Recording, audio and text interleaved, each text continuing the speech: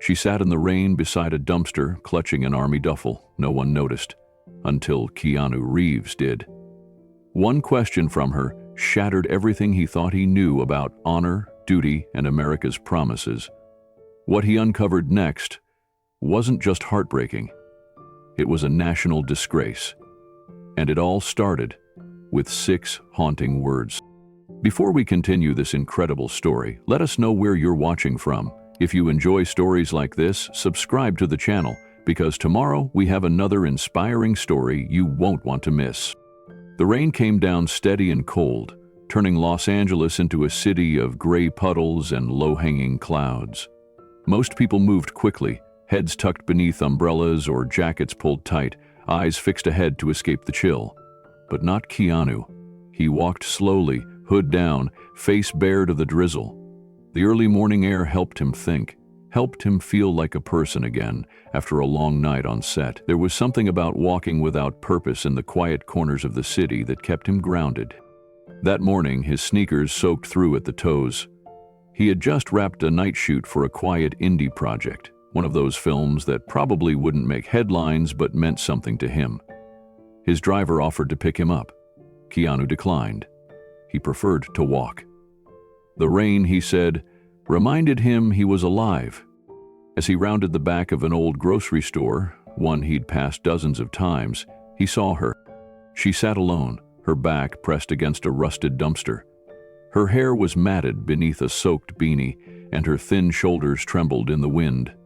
What struck him wasn't the obvious signs of homelessness. It was the duffel bag resting in her lap. Not the kind tourists carried, not the cheap kind people used for gym clothes. This one was old, army-issued, faded olive green, and it had been patched, carefully, by hand, around the seam. Keanu slowed. Something in his gut told him not to just walk by. He'd seen people down on their luck before, plenty of them, and learned not to stare. But she wasn't looking for attention. She wasn't even looking up. Her head was bowed low, hands gripping the bag like it held the last piece of her. He stood there for a moment, unsure of what to say. The rain pattered around them, bouncing off concrete and tin. Then he stepped closer. "Hey," he said softly, crouching a few feet away so he wouldn't startle her. "You okay?" No answer. Her eyes didn't move. Her lips barely parted. Keanu glanced at the bag again. There were initials sewn into the side, S.L.S., and beneath it the faint outline of a name tag, now too faded to read. He noticed her boots, Army combat issue but worn so thin the soles were cracked. Not something someone wears for show, not a costume. "I've got some food," he said gently, reaching into his coat pocket. "A sandwich, bottle of water. You want it?" Still nothing. Keanu stood slowly and placed the sandwich and water a foot away from her. He turned to leave, hands in his jacket. Then he heard her voice, barely above a whisper. "They promised us we'd never be forgotten." He froze, slowly turned back. She was looking at him now. Her eyes were dark, hollow, but steady. "What's your name?" he asked quietly. She didn't answer, but the look in her eyes stayed with him long after he walked away. Keanu walked 5 blocks before realizing he hadn't taken a single breath he could remember. The woman's voice echoed in his head like a line from a war film. But this wasn't fiction. That moment hadn't been scripted. That pain wasn't performed. There was something in those 6 words. "They promised us we'd never be forgotten," that cut deeper than anything he'd heard in years. He slowed his pace. The sandwich and water he'd left behind were still probably sitting there. Maybe she hadn't touched them. Maybe she didn't trust him. He wouldn't have blamed her. In this city, trust wasn't given freely. Not when every corner had seen promises broken, people passed over, and lives overlooked. He turned back. It took him only 5 minutes to return, but by then she was gone. The spot by the dumpster was empty, the sandwich remained in its wrapper, the bottle untouched. But the duffel bag imprint was still there on the wet pavement, as if some piece of her had been left behind. Keanu crouched down again, his fingers brushing the water-speckled plastic of the sandwich wrap. It wasn't about the food. It was about the moment. She had spoken, however briefly, and now she'd vanished like a ghost. Keanu stood and looked around. A few early morning employees were unloading crates near the back of the store. One of them, a bearded man in his 40s, looked over. "You looking for Doc?" he asked. Keanu turned, surprised. "Doc?" The man wiped his hands on his vest. "Yeah, that woman.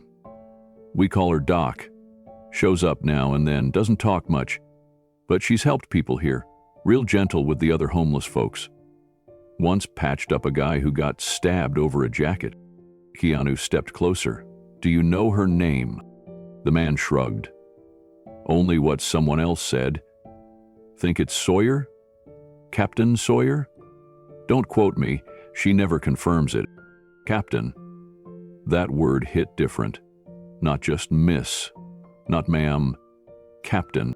"He's still a veteran?" Keanu asked. The worker nodded. "Pretty sure. Always carries that old army bag. She talks to herself sometimes, real quiet. Says stuff like medevac down or brace for impact. But she's not crazy. Just..." Keanu thanked him and took one last look at the empty space by the wall. Then he walked off again, this time slower, his mind racing. He didn't know who she really was, but he couldn't shake the feeling that this wasn't just a woman on the streets. This was someone America had once saluted and then abandoned, and that wasn't something he could forget. By the time Keanu got home, the city had begun to wake.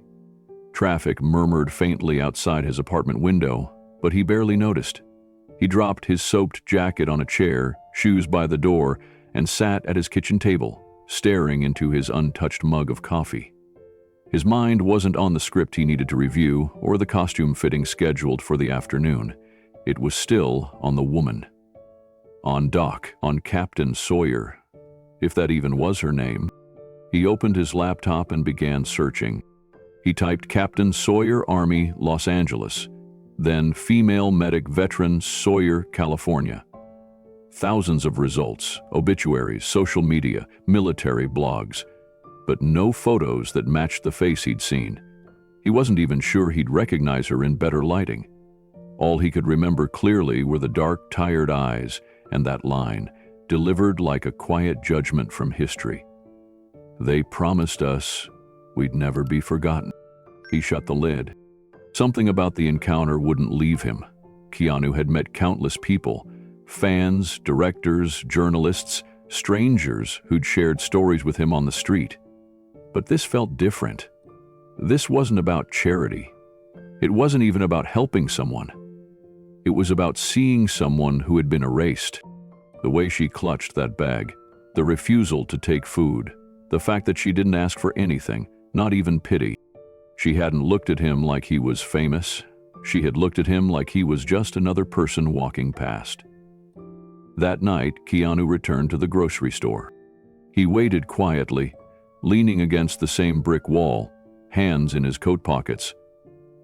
A few of the homeless community drifted past, huddled under tarps or dragging carts behind them.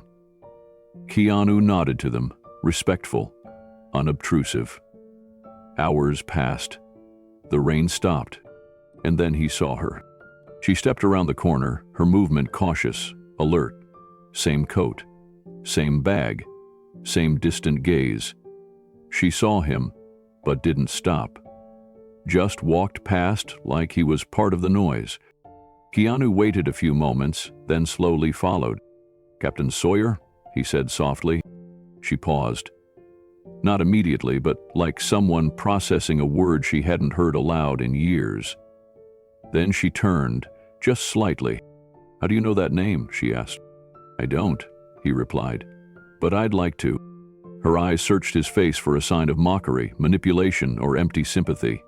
She found none. Slowly, carefully, she sat down on a low step beside the alley wall. "I don't talk much," she said.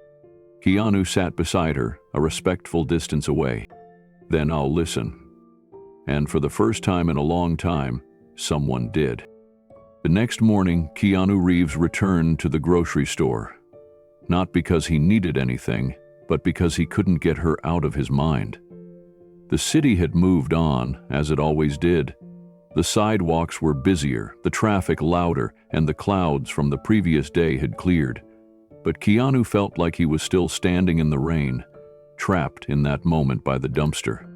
He walked straight to the rear loading area where he had first seen her. The ground was dry now. The sandwich and water were gone. Maybe someone had taken them. Maybe she finally had. An older man in an apron stood nearby, unloading crates of fruit onto a dolly. Keanu waited until their eyes met. "You work here?" Keanu asked. The man squinted, then nodded. "Yeah. What can I do for you?" "I'm trying to learn more about a woman I saw here yesterday. She had an army bag, sat near the dumpster, middle-aged, quiet, goes by the name Doc." The man didn't look surprised. "You met Doc? That's rare. She doesn't usually talk to people." Keanu stepped closer, lowering his voice. "Can you tell me anything about her? Where she sleeps, where she goes?" The man sighed. "She comes and goes. Sometimes she sleeps near the back of the auto shop 2 blocks down, other times she disappears for a few nights. But when she's here, she keeps to herself. Doesn't ask for anything, doesn't cause trouble." "She helped someone once," Keanu said. "You know about that?" The man nodded. "Yeah, kid fell off his bike right in the middle of the lot, split his chin open. His mom was screaming. Before anyone else could even move, Doc was already there. Used a clean cloth, applied pressure, calmed the kid down. Looked like she'd done it 1,000 times. "Ain't a medic?" Keanu asked. "Most people think so. A few of the other folks call her Captain Sawyer. Don't know if it's real, but she doesn't deny it." Keanu's brow furrowed. "Captain, not just sergeant or specialist?" "Captain," the man confirmed. "Someone said she used to serve with the 10th Mountain Division, maybe even overseas, but nobody's sure. She doesn't talk about it. All we know is she's got those boots, that bag, and the way she handles herself. It's not like someone pretending." Keanu looked down the alley, then back at the man. "If you see her again, can you let me know?" The man gave a small nod. "Sure, and thanks. Most folks don't ask about her." Keanu gave a quiet nod and stepped away, 1,000 questions swirling in his mind. Keanu didn't stop there. Something told him the surface of this story was barely scratched. So instead of heading home, he crossed the street to the small security booth tucked near the grocery store's side lot. A retired cop named Miguel ran security for the area. He was known to most as fair but firm, a man who remembered faces and had no patience for cruelty. Keanu waited by the gate until Miguel noticed him. "Mr. Reeves?" the guard said, blinking like he wasn't sure if he was seeing things. Keanu nodded. "Can I ask you a few questions?" Miguel stepped out from the booth, closing his coffee thermos. "Sure thing. What's going on?" "I'm trying to find out more about a woman. Homeless, around 50. Olive army bag. They call her Doc." Miguel's face changed. His shoulders dropped. "Doc, yeah, I know her. Shows up a couple nights a week. I keep an eye out for her." "Why?" Keanu asked gently. "Because she keeps an eye out for everyone else," Miguel said, without hesitation. "She once pulled a guy out of traffic when he wandered into the street drunk. Sat with him for half an hour until an ambulance came. Didn't say a word, just stayed there and made sure he didn't roll into the road again." "Have you talked to her?" Keanu asked. Miguel nodded. "Couple times. Never long. She doesn't trust people, not really, but she's not rude, just wary, like someone who's been promised help too many times and stopped believing in it." Keanu paused. "You ever ask her real name?" Miguel looked out toward the sidewalk, then back. "She once dropped a photo. Black and white military shot. She snatched it up quick, but I saw it. There was writing on the back, said Sawyer, S.L. One of the guys who comes by sometimes said she was a captain. Captain Sarah Sawyer. But you didn't hear that from me." Keanu repeated the name in his mind. Sarah Sawyer, captain. It still didn't feel real. Not just because of the rank, but because it meant something more. That she had served with distinction. That she had once led others, and now she was sleeping near loading docks, handing out first aid to strangers who had forgotten what sacrifice even looked like. "Anything else I should know?" Keanu asked. Miguel thought for a second. "She reads. I saw her once with a tattered paperback. Hemingway. She said it helped her forget." Keanu stood quietly for a moment, taking that in. Then he extended his hand. "Thank you." Miguel shook it with a nod. "If she shows up again, I'll let her know you're looking. But don't expect her to come running." "I won't," Keanu said. He didn't need her to come running. He just needed her not to vanish again.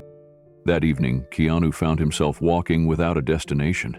His hands were stuffed into his jacket pockets, and his mind circled the same name again and again. Captain Sarah Sawyer. The more he heard about her, the more questions he had. How did someone like that end up alone in an alley? What had gone so wrong after a life of service that she now lived in silence, unseen, and likely battling wounds far deeper than the cold? He stopped at a small diner tucked into a quiet block near the train tracks. It wasn't fancy, but it was warm. As he sat down and ordered black coffee, the waitress, a kind woman in her 60s, noticed the look on his face. "Long day?" she asked. He nodded. She smiled gently. "You don't look tired. You look heavy. Like you're carrying something." Keanu hesitated, then leaned in slightly. "Do you know a woman named Sarah Sawyer, sometimes called Doc?" The waitress blinked. "The army woman?" His eyes widened. "So, you do know her?" She nodded slowly. "Yeah. She came in once or twice, usually after hours. I'd give her soup on the house. She always left cash, like actual bills, crumpled 5s, 1s. Wouldn't accept charity, said she believed in earning what she took." Keanu stared down at the table. "She ever talk about herself?" "Not really," the woman said. "But one time, a man in the diner said something nasty about homeless vets. Real cruel stuff. I was about to tell him off, but before I could, she looked him straight in the eye and said, 'Some of us didn't come back the same. Some of us never came back at all. So maybe be grateful you never had to find out which one you'd be.'" The waitress paused. He never said another word. Keanu felt the chill again, not from the air, but from the truth in those words. "She's not just someone who fell through the cracks," the waitress added. "She's someone who was pushed." "Pushed by what?" Keanu asked. "System, silence. Maybe even shame," she said softly. "You can't see wounds like hers, but they're there." Keanu left a generous tip, but more than that, he left with a resolve. This wasn't just curiosity anymore. He needed to understand who Sarah Sawyer really was. Not for a film, not for a headline, but because people like her weren't supposed to disappear into the shadows. He pulled out his phone and began making calls. To a veteran advocacy group, to an old friend with military contacts, even to a private investigator he trusted. Not to expose her, but to make sure she wasn't forgotten again. Whatever happened next, he was all in. Because if someone like Captain Sawyer could be lost in plain sight, it said more about the world than it ever could about her. And Keanu Reeves wasn't about to let that stand. It was just after sunset when Keanu saw her again. She was sitting on the same low step behind the auto shop, her back to the alley, arms crossed tightly across her chest. The temperature had dropped fast that evening. The air was sharp and the concrete looked like it had been soaked in cold. Still, she didn't shiver. Her body was still, statue-like, the same way it had been the first time he saw her. Keanu approached slowly, holding a small paper bag in one hand and a sealed thermos in the other. He didn't say her name this time. He just placed the bag gently on the ground near her feet and took a step back. She glanced at it, then at him. "You again. I brought food," he said simply. And socks. Dry ones. She didn't respond at first. Then, without a word, she reached for the thermos, unscrewed the lid, and took a cautious sip. Her shoulders relaxed slightly. "Tomato soup," she said, surprised. "Still warm." Keanu sat down on the opposite end of the step, careful not to crowd her. "That used to be my sister's favorite. Figured it might help." There was a long silence. Then she reached into the paper bag and pulled out the socks. She held them for a moment, like she wasn't sure what to do with something that clean. He didn't speak, just waited. Finally, she spoke. "You said you wanted to know who I am." He nodded.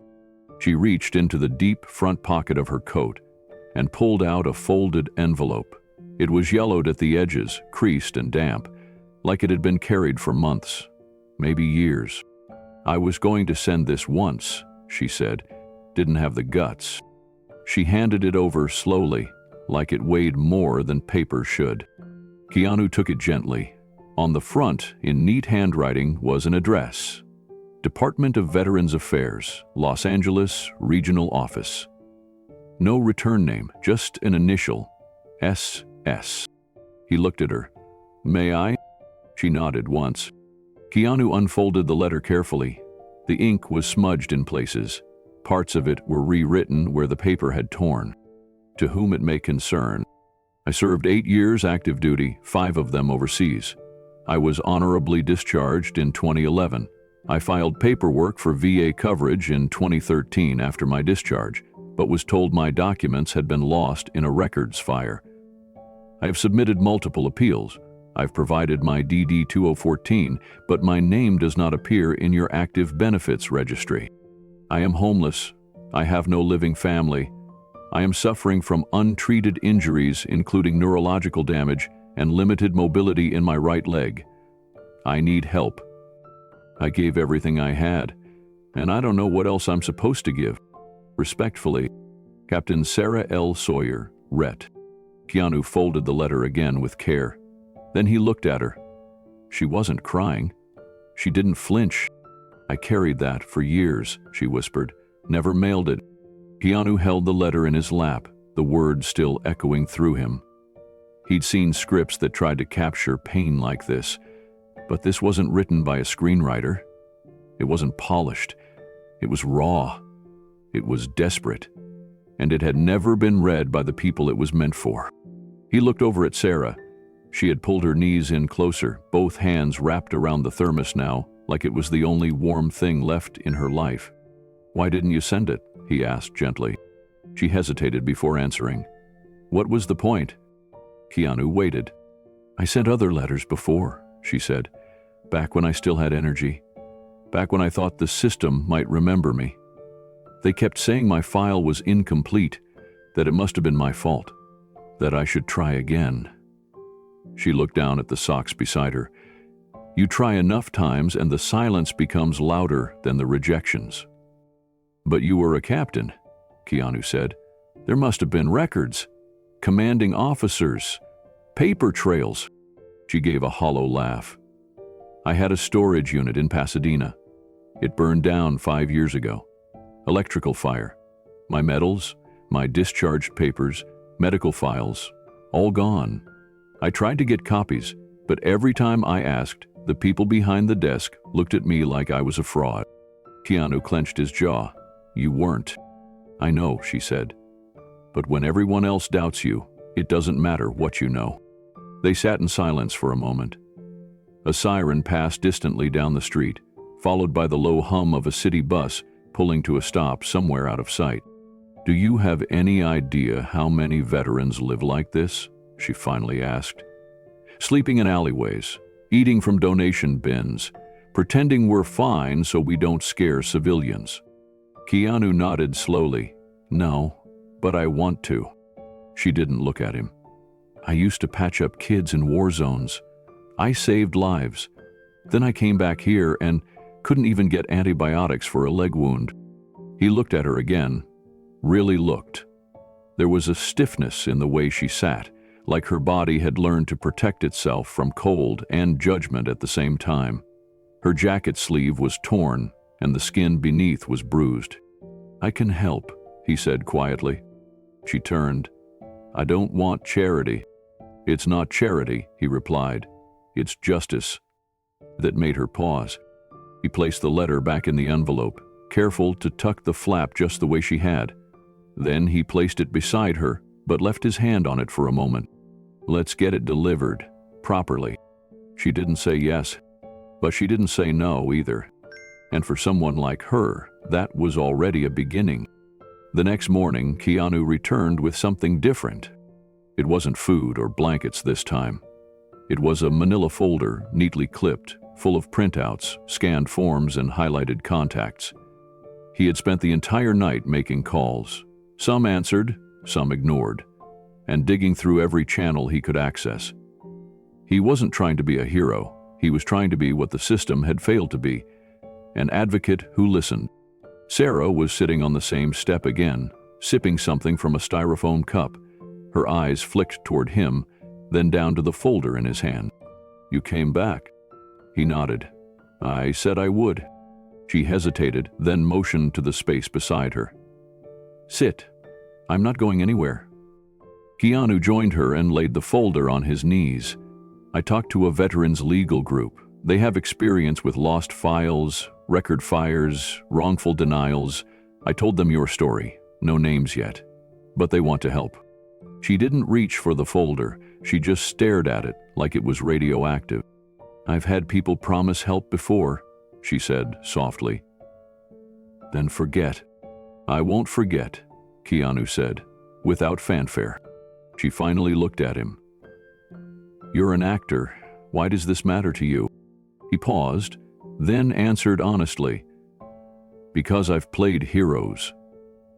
I've walked onto sets where someone's job is to make my coffee and another person's job is to fix my collar. But I've met real heroes, quiet ones, and no one's fixing their collar." Her gaze softened, but only slightly. "What if it doesn't work?" "Then we try again," he said, "and again, and again, until someone listens." She sat back, arms folded, staring into the distance. "I wrote that letter 5 years ago. I never mailed it because I thought no one cared. Now you're sitting here with a folder like I matter." "You do matter," Keanu said firmly. They sat there in silence. Then she picked up the envelope, creased and worn, and placed it inside the folder. For a moment, her hand lingered on the edge. Keanu watched her. "May I walk it in for you?" She shook her head. "No. If this is finally going to be seen, I need to be the one who hands it over." He nodded. "Then I'll go with you." She nodded slowly, barely perceptible, but it was there. For the first time since he'd met her, Sarah stood tall. Not just upright, but steady. Her limp was still there, her coat still ragged, but something had changed. It wasn't about pity. It was about dignity. And as they walked side by side toward the VA office that had failed her for years, the letter tucked safely in her hands, Keanu knew this moment wasn't just hers. It was a beginning for everyone who had been forgotten and still found the strength to speak. 3 days after Sarah walked into the VA office with Keanu by her side, he was still thinking about the letter, about the quiet dignity in her voice, about the thin, weathered envelope that carried the weight of a war, a system, and a lifetime of being overlooked. But he wasn't done. Keanu sat down in his small private office just outside his home, where sunlight filtered through drawn blinds. He opened his laptop, unlocked his secure drive, and called a member of his team he trusted completely, Jason Park, a former journalist who now handled research and special projects for him. "I need you to find everything you can on a woman named Captain Sarah L. Sawyer," Keanu said. "Army, likely active between 2003 and 2011. I believe she served in Afghanistan." Jason didn't ask why. He never did. "Give me a few hours." Those hours turned into most of a day. When Jason finally called back, there was tension in his voice. "Keanu, I found something. Or rather, I almost didn't. Her name doesn't come up in any standard press archives, no awards listed, but I found a single PDF buried in an old military bulletin from 2010. It was scanned crooked, not indexed. It mentions a Captain S. Sawyer receiving a battlefield commendation for bravery during a mortar attack near Jalalabad. Keanu sat forward in his chair. What kind of commendation? Bronze Star with V device, Jason said. Valor. That's not handed out casually. She was credited with saving 12 lives, including one lieutenant colonel named Alan Westbrook. Keanu stared at the name. And no news coverage? None that I could find, Jason said. Just that one mention in a unit memo. But here's where it gets worse. After 2011, her trail goes dark. No follow-up, no interviews, no retirement statement. Then I cross-referenced with FOIA requests, Freedom of Information filings. There were at least 4 from her in the years after she returned. All were stamped as insufficient documentation or denied. But she had a Bronze Star, Keanu said. She should be in every archive, Jason said. But it's like someone wiped her off the map. Keanu's jaw tightened. Could this be a clerical error? Possibly. Or it could be something deeper.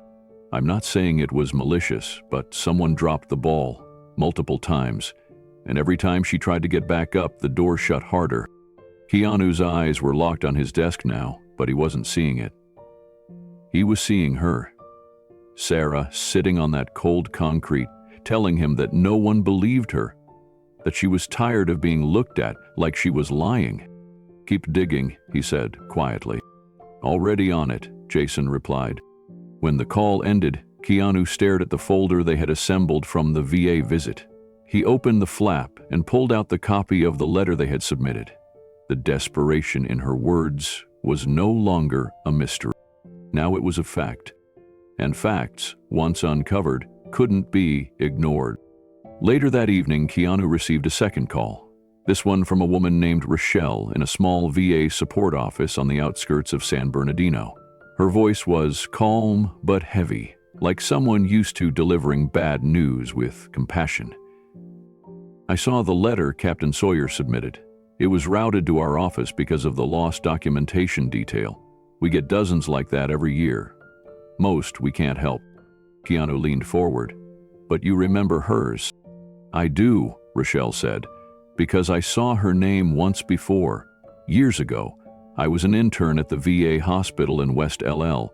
I was helping clean up an old paper storage unit, and I came across a sealed envelope marked Sawyer, Sarah L. With active duty discharge codes and injury notations. I flagged it. My supervisor said it had already been digitally archived. That was 2015. And it wasn't? Keanu asked. I don't think so, she said. Because I looked for it again today. That file's gone. The archive lists the record number, but when you click it, it's empty. Blank entry. Keanu stayed quiet, processing. Rochelle continued. I'm not saying someone deleted it. More likely it was a migration error. But once a file like that disappears from the index, it's almost impossible to restore without a flagged review. Can you do that? I've already started the process, Rochelle said, but it'll take time, weeks, maybe months. Keanu's voice was steady. She doesn't have months. Rochelle hesitated. Then, we're going to need a name big enough to force urgency. You have it, Keanu said. Put mine on it. There was a long pause. Then Rochelle whispered, I thought it sounded like you. I wasn't sure, but thank you. He didn't respond with anything dramatic, just a simple, let me know what you need. After the call ended, Keanu pulled up Sarah's file again. He stared at her military ID photo, a scan of a tattered copy she'd kept tucked in a novel. In the image, she looked young, strong, with sharp eyes and tightly tied hair.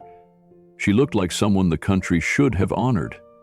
Instead, it had made her invisible. He remembered what she said the first time they met.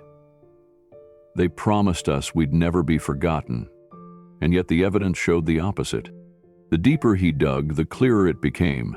Sarah hadn't just been failed by one office. or one system. She had been failed by silence, by paperwork, by the casual forgetting that happens when no one's watching. But now someone was watching, and he wasn't going to blink. The next morning, Keanu returned to the alley behind the auto shop. Sarah was sitting there, same position, same blank expression, but something in her posture had changed. It was more guarded, as if a part of her regretted handing over the letter, as if hope itself had become dangerous. He sat down beside her again without a word. She glanced at him sideways. "They throw it out already?" "No," he said. "Actually, they're looking into it." She didn't react. Not immediately. He continued, "A woman named Rochelle is reviewing your case personally. She remembered seeing your name years ago. She's trying to reconstruct what was lost."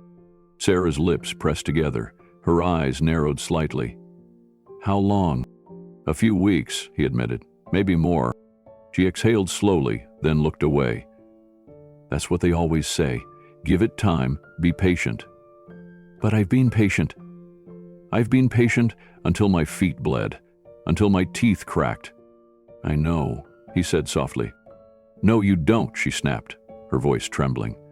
"You don't know what it's like to stand in line behind 10 other veterans, all begging for someone to look up from a computer. You don't know what it's like to sleep with your back to a wall because you can't afford to close your eyes." Keanu didn't flinch. She paused, breath shaky, then wiped her face roughly with her sleeve. "Sorry, you don't need to be." They sat in silence again until she finally asked, "Why are you doing this?" He turned toward her. "Because you did your part, and no one else did theirs." Sarah shook her head, looking down. "I don't want to hope again. Hope gets dangerous. Hope gets you hurt." "I'm not asking you to hope," Keanu said. "I'm asking you to let me carry it for a while." That made her pause. He opened the folder and showed her a printed page. "This is the memo from your Bronze Star commendation. I found it buried in a scanned bulletin. You saved 12 people, including a colonel." Her eyes locked on the paper. "I remember that day. There was blood everywhere, smoke. I kept hearing someone call for help. I didn't even realize I was hit until it was over." "You shouldn't be here like this," Keanu said. "Not after everything you did." "Yeah, well," she muttered, "the world forgets fast." "But not everyone," he said. She didn't speak again, but she didn't turn away either. For the first time, Keanu saw something shift in her gaze. Not trust exactly, but maybe the faintest trace of relief. The kind that comes from knowing, just maybe, the fight isn't over. That someone out there still sees you as worth fighting for. And for Sarah Sawyer, that was more than she'd had in years. The name came from Rochelle. After reviewing Sarah's incomplete file, she had quietly called in a favor from someone she deeply respected, someone who used to work at the highest levels of the Department of Veterans Affairs before walking away in frustration. His name was Thomas Aldridge, and he didn't want publicity, not anymore. But when he heard Keanu Reeves was asking questions about a forgotten veteran named Captain Sarah Sawyer, he agreed to one meeting. They met in a quiet booth at a small diner on the edge of town. Thomas was in his late 60s, with sharp eyes and hands that trembled slightly as he poured his own coffee. The only sign of his past life was a worn VA badge he kept in his wallet, which he laid on the table without being asked. A subtle confirmation, "I am who I say I am." Keanu listened as Thomas began. "I worked in systems integration," the older man explained. "Digital record management. Back when the VA was transitioning from paper to electronic files, we were told to prioritize the easy cases, those with complete, clean scans. But anything with missing documents, conflicting entries, or handwriting errors, those were flagged as pending." He paused, watching Keanu closely. "Pending sounds harmless," Thomas said, "but in practice it meant forgotten." Keanu nodded. "How many veterans got caught in that?" "Thousands," Thomas said. "Especially women. Especially people who had complex service histories, moved often, or served under different command structures. The system wasn't designed for exceptions. He pulled out a USB drive and slid it across the table. "This isn't legal, but it's the only way you'll understand." Keanu took the drive without a word. Thomas leaned in. "There's a folder on there labeled Sawyer_CAS. It's from an internal pilot program that tried to flag underreported service records for female veterans. Sarah was one of the names." Keanu looked up. "She was flagged?" "More than flagged. She was recommended for a medal upgrade. That Bronze Star she earned? There was a push from her commanding officer to have it reconsidered for the Distinguished Service Cross. The paperwork made it halfway up the chain before it stalled." "Why not?" Thomas sat back. "Budget. Prioritization. Misplaced files. Pick your excuse, but truthfully, no one wanted to go digging through lost archives for a female captain no one had heard of." Keanu clenched his hands beneath the table. "I can't prove malice," Thomas said, "but I can prove neglect, and when a system consistently neglects the same people, that's not a glitch, it's a pattern." Keanu was silent. Thomas added, "I left the VA because I couldn't sleep at night anymore. I watched too many good people disappear into silence." Keanu finally spoke. "Then let's make this one heard." Thomas nodded once. "Just be careful. The system protects itself, and it's not fond of cameras." That night, Keanu sat alone at his desk, staring at the screen. The files from the USB were open across multiple tabs. Each document painted a clearer picture, and a more disturbing one. The earliest file was a scanned commendation letter from Colonel Alan Westbrook. It described Captain Sarah Sawyer's actions during a sustained mortar assault. Not just bravery, but leadership. The language was glowing, deliberate. The kind of report that usually fast-tracked someone for recognition beyond a Bronze Star. But scribbled at the bottom in digital notes was a line: "Awaiting confirmation of medical documentation. Return for review, Q2. It had never been returned. The next document was worse. A form labeled Upgrade Consideration Review, marked Case Deferred. The reason? Insufficient supplemental records post-injury. That was the fire, the same one that destroyed Sarah's storage unit in Pasadena. The loss of her original documents had erased the paper trail, and the military's digital system had no redundancy for someone like her. Keanu leaned forward, scrolling through an internal email thread between department reviewers. One line chilled him. "We can't prioritize ghost cases right now. Let it sit." Ghost cases. That's what they called veterans like Sarah. People whose lives didn't cleanly fit into digital rows and tidy PDFs. Veterans who couldn't fight for themselves because they were too busy trying to survive. He opened the folder labeled Legacy Overflow Cases, a collection of names submitted by mid-level VA staff as deserving follow-up. There was a long list, dozens of names, men and women, but next to each, a simple color-coded box. Green meant in process. Yellow meant needs additional review. Red meant deprioritized. Sarah Sawyer's name glowed red. Keanu sat back, breathing through his nose, trying to absorb what he was seeing. This wasn't one accident. This wasn't one office misfiling a form. This was a quiet process, smooth, hidden, and deadly. The system didn't punish Sarah with malice. It erased her with bureaucracy. And then he found it. A final memo dated 3 years ago. It was from an internal VA oversight committee that had tried to relaunch investigations into underrepresented valor upgrades.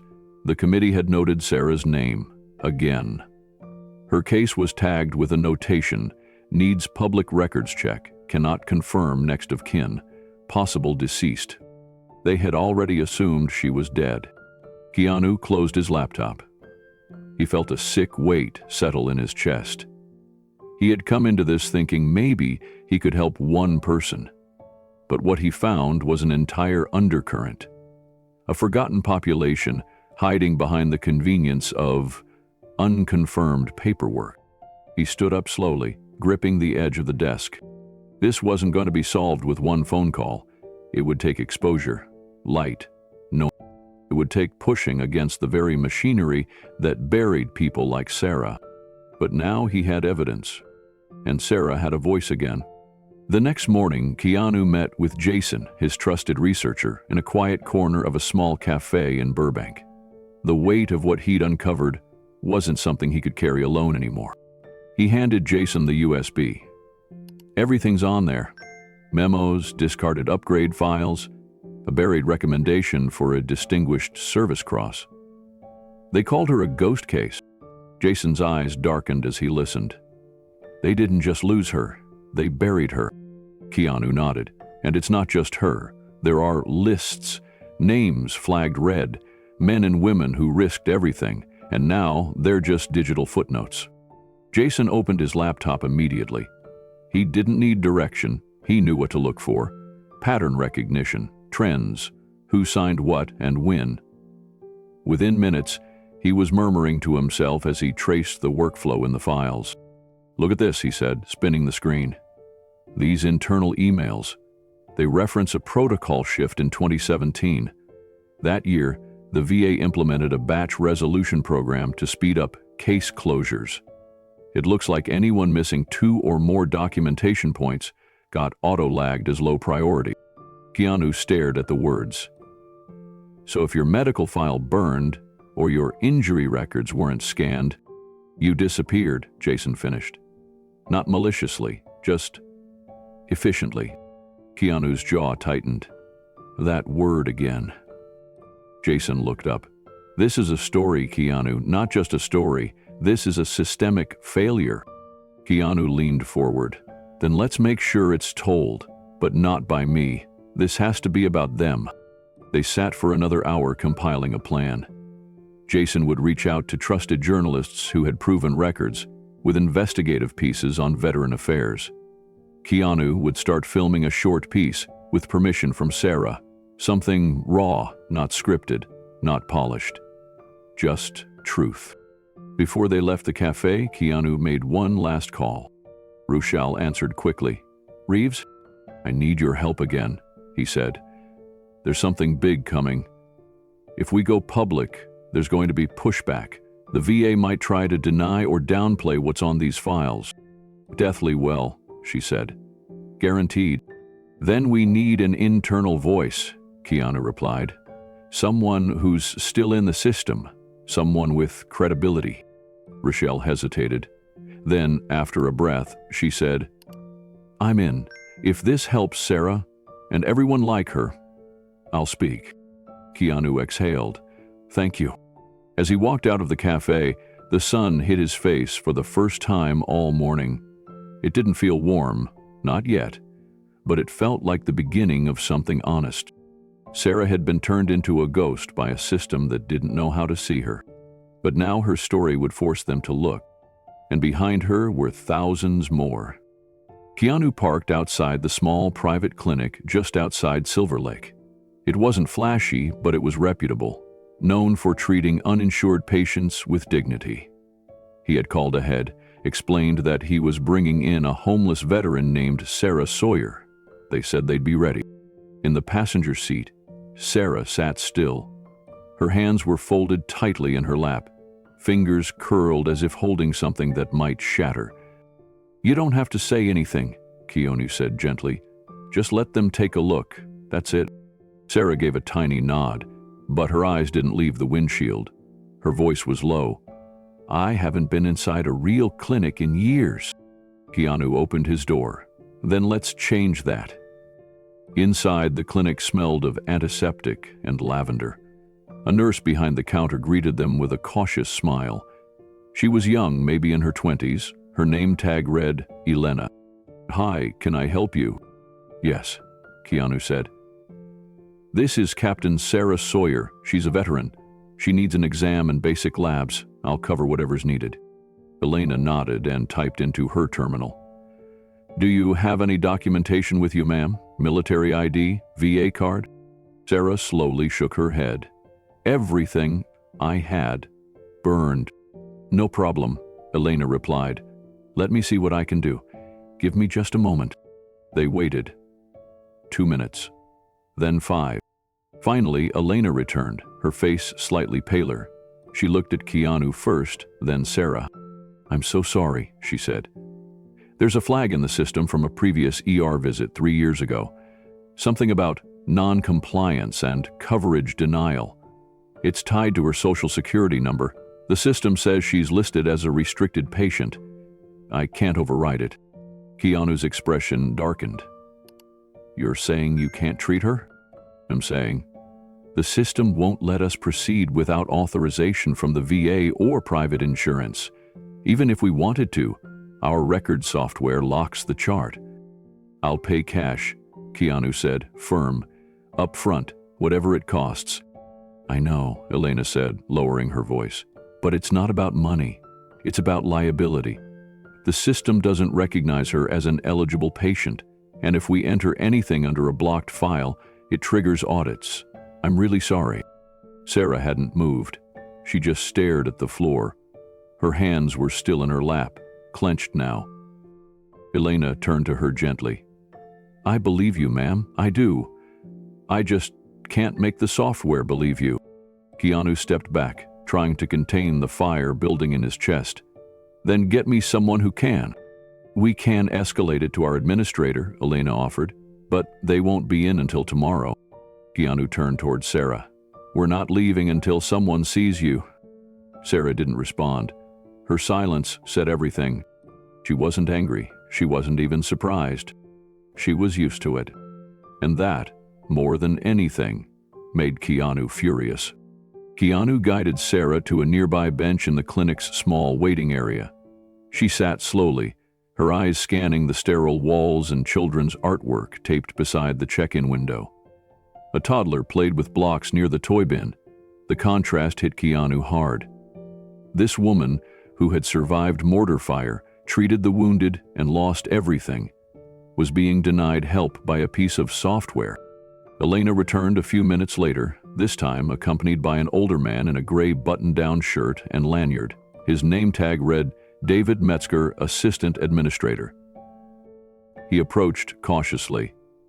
Mr. Reeve, Miss Sawyer. Elena told me what's happening. I want you to know, personally, I'm deeply sorry. Keanu stood. Then fix it. David exhaled. I wish I could. But we're bound by federal integration protocols. Our patient system syncs directly with the National VA Eligibility Database. If her record is marked as inactive or flagged, we can't create a new file without an override from a federal case manager. She's a living human being, Keanu said sharply. She's right there. I know that, David replied gently. But the system, it doesn't deal in reality. It deals in data. No ID, no active coverage, no valid veteran number. It won't process her as anything but non-compliant. If we enter anything manually, it locks the record and can freeze our entire submission queue. Keanu stepped closer. Then call the VA. David hesitated. Even if we get someone on the line, which is unlikely today, they'll require a case ID, a regional rep, and usually 30 days of file verification before anything moves. Sarah finally spoke, her voice hoarse. It's okay. No, it's not, Keanu said, looking at her. You deserve care. You earned it. She shook her head faintly. They've been saying that for 20 years. Doesn't matter anymore. David looked between them, visibly pained. Listen, there is something I can do off record. There's a mobile clinic run by volunteers that sometimes sets up in East LA. No insurance needed. They're not bound by VA records. It's not much, but... Keanu's jaw tightened. She doesn't need handouts. She needs acknowledgement.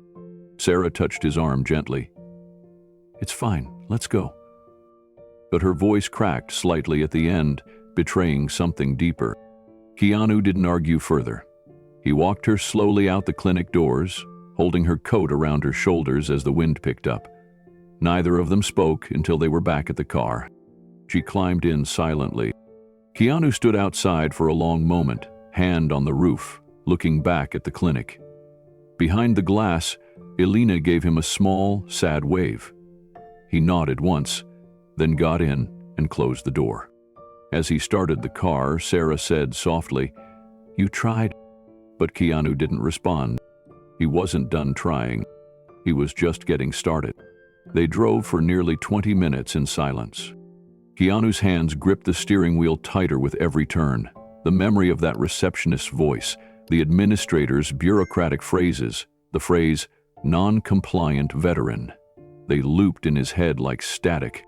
But Sarah's quiet presence beside him grounded the moment. She wasn't emotional.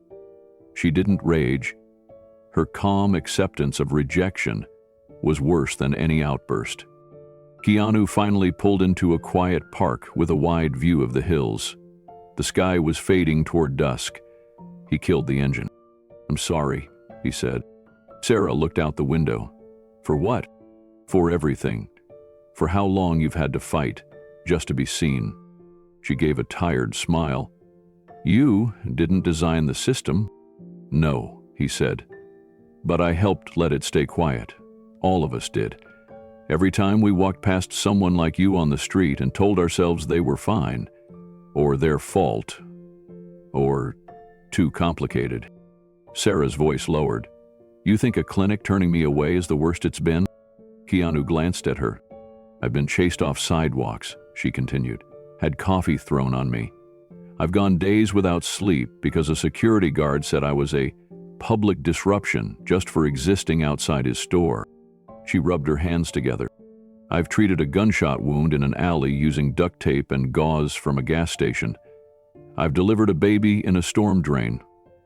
I've sat with 4 men as they died, men who served, who were kind, who never made it into a file." Keanu said nothing, just listened. Sarah turned toward him. "This isn't about me, it's about how invisible we are. Female vets, older ones who don't have a paper trail anymore. They say no one gets left behind, but the truth is, if you don't fit the box, you vanish." He finally met her gaze. "Not anymore." She smiled faintly. "I've heard that before." "No," he said, firmer. "I'm not promising you a miracle. I'm promising that the next time someone pulls your name up in a file, they'll see your story, not just a red flag. They'll see you." Sarah nodded slowly, looking back toward the hills. "Then you better hurry." "Wait," she hesitated. "Because the last time I went to a VA clinic before the fire, they told me I had a mass on my liver. I never followed up. Couldn't." Keanu's heart sank.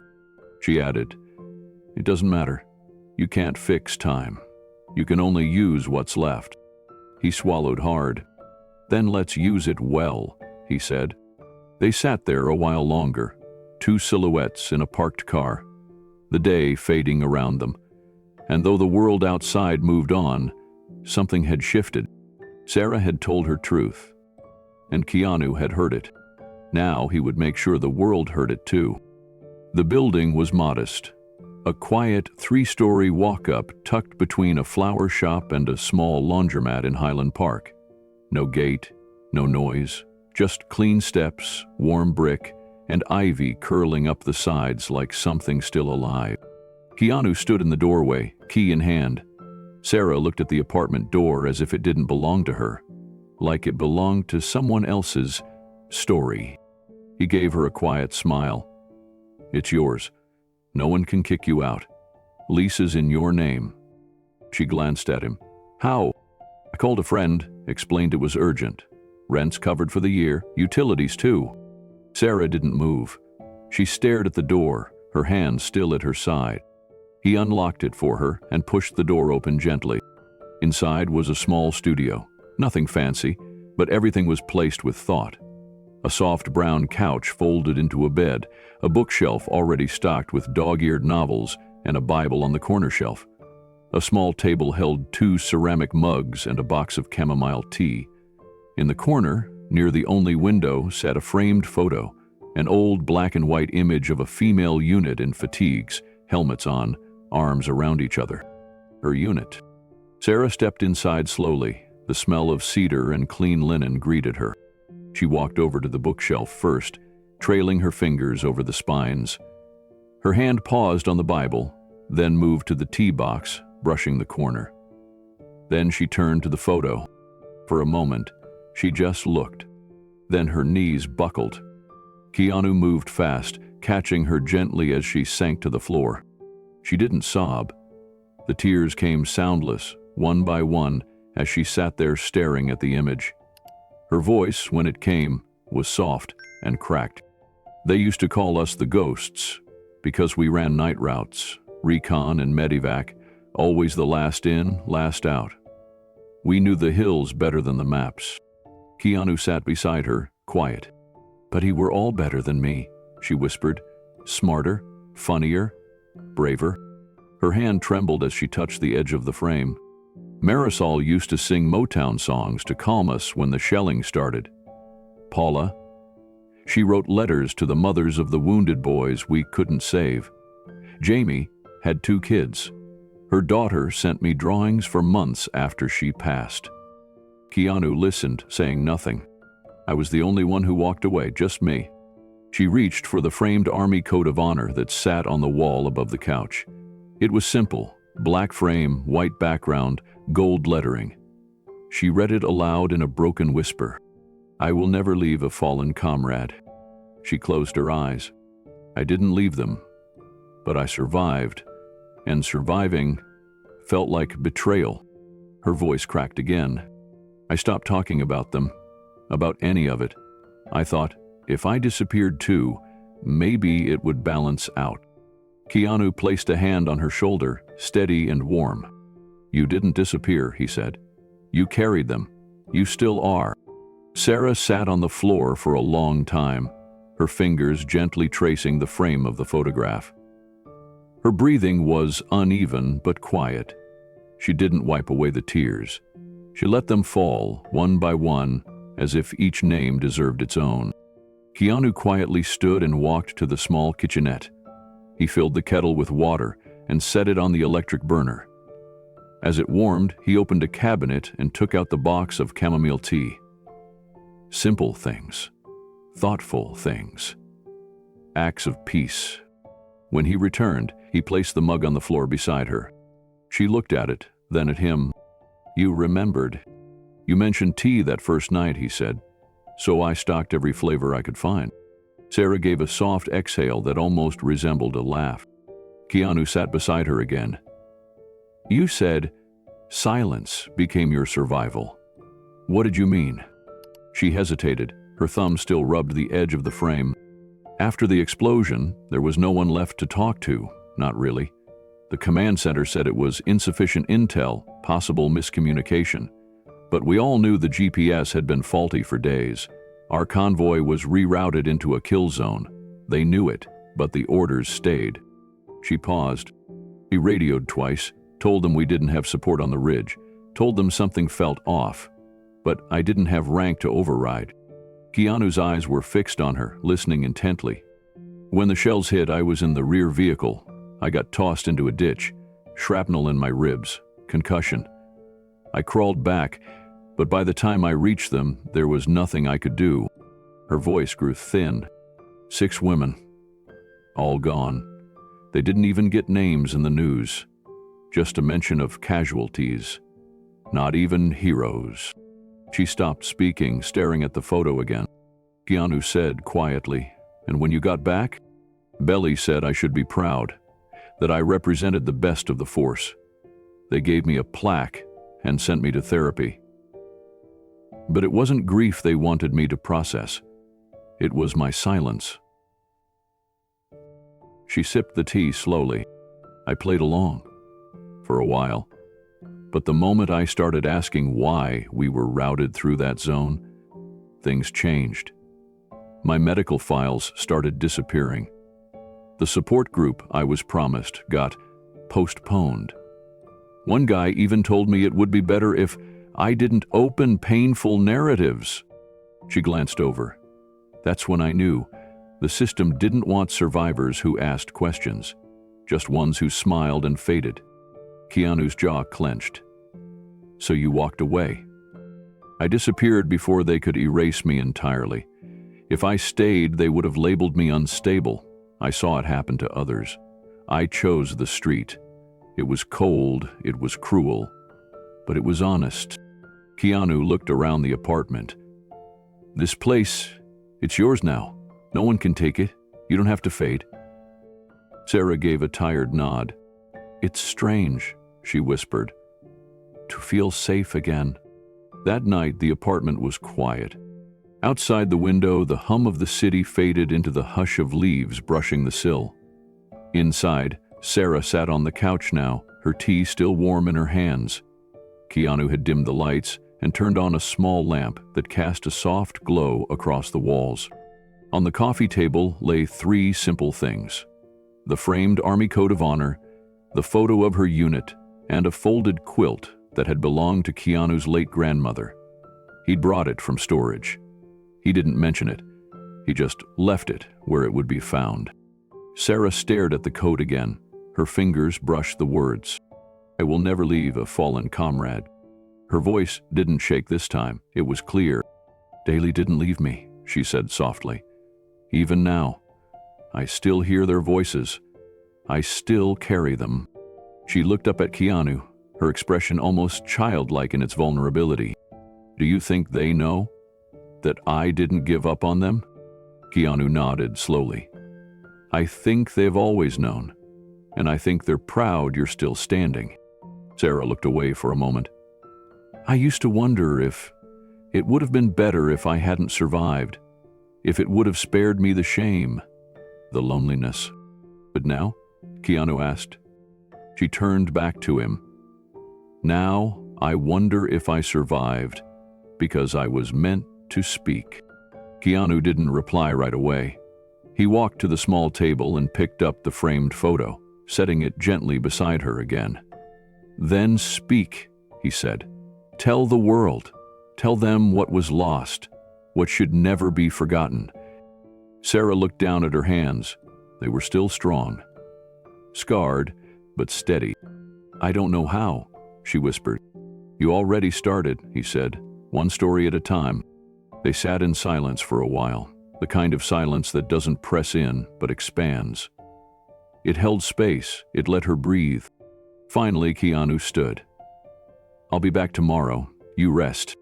Sarah nodded, but just as he reached the door, she spoke again. Where are you doing this? She asked. You didn't know me.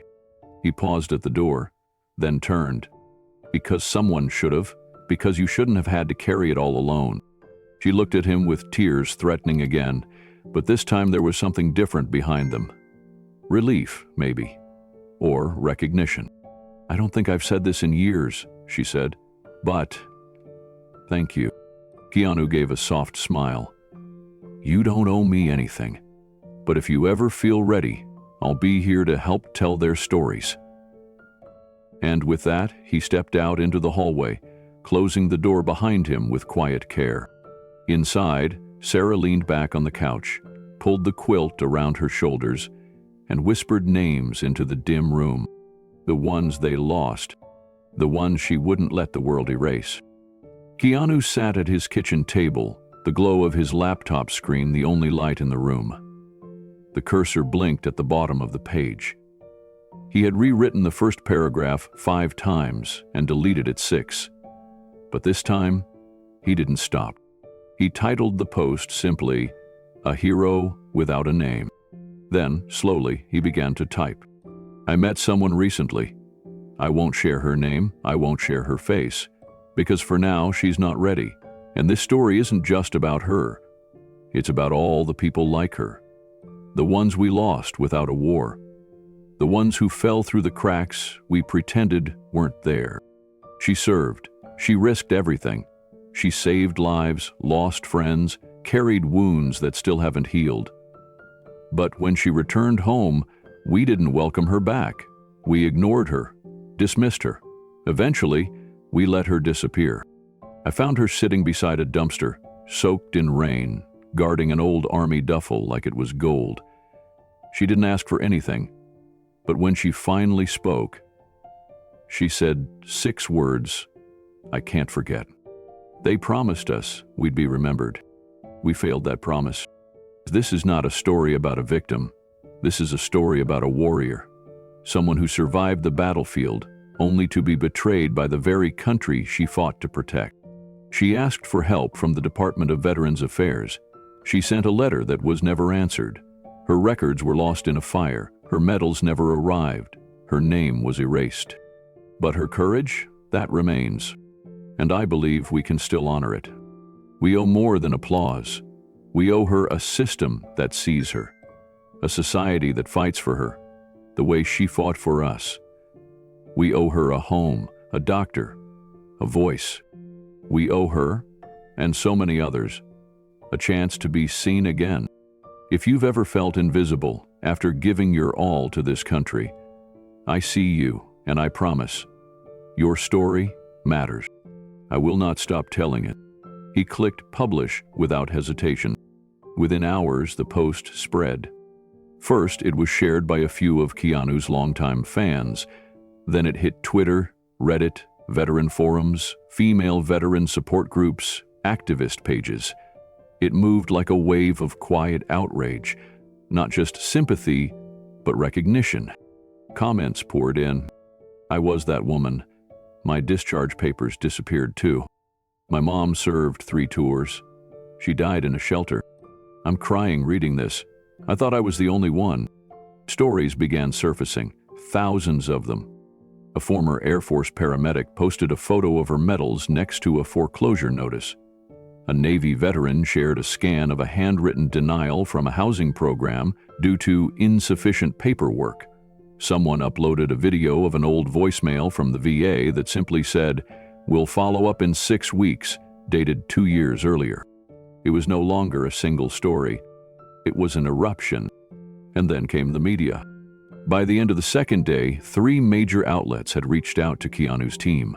One from a national news station, another from an independent journalist group focused on military accountability, and a third, unexpectedly, from a former combat veteran turned podcaster who had amassed a large, loyal audience.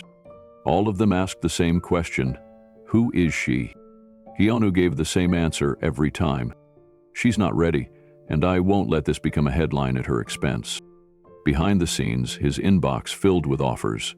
A major morning show offered a prime-time slot if she agreed to speak. A publisher hinted at a book deal. Someone floated the idea of a documentary. Keanu deleted them all.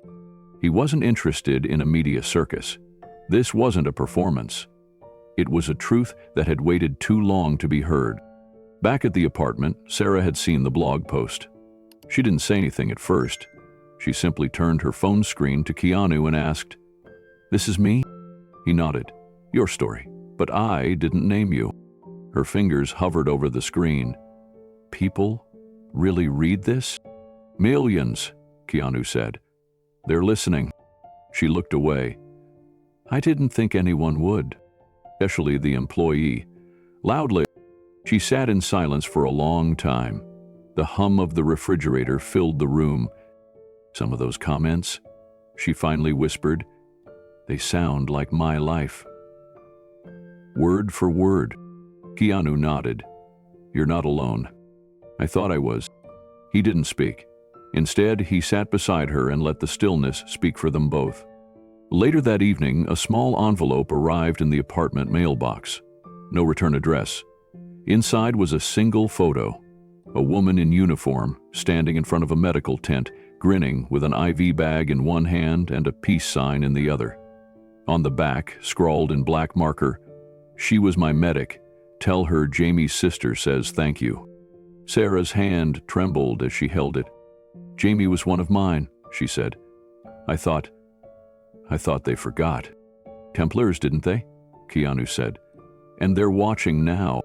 As the story spread, a congressional aide reached out through private channels. Then a staff member from the Department of Veterans Affairs contacted Keanu's team, requesting a meeting to discuss recent advocacy concerns. The tone was polite, but clearly shaken. Momentum had shifted. Still, Sarah stayed inside.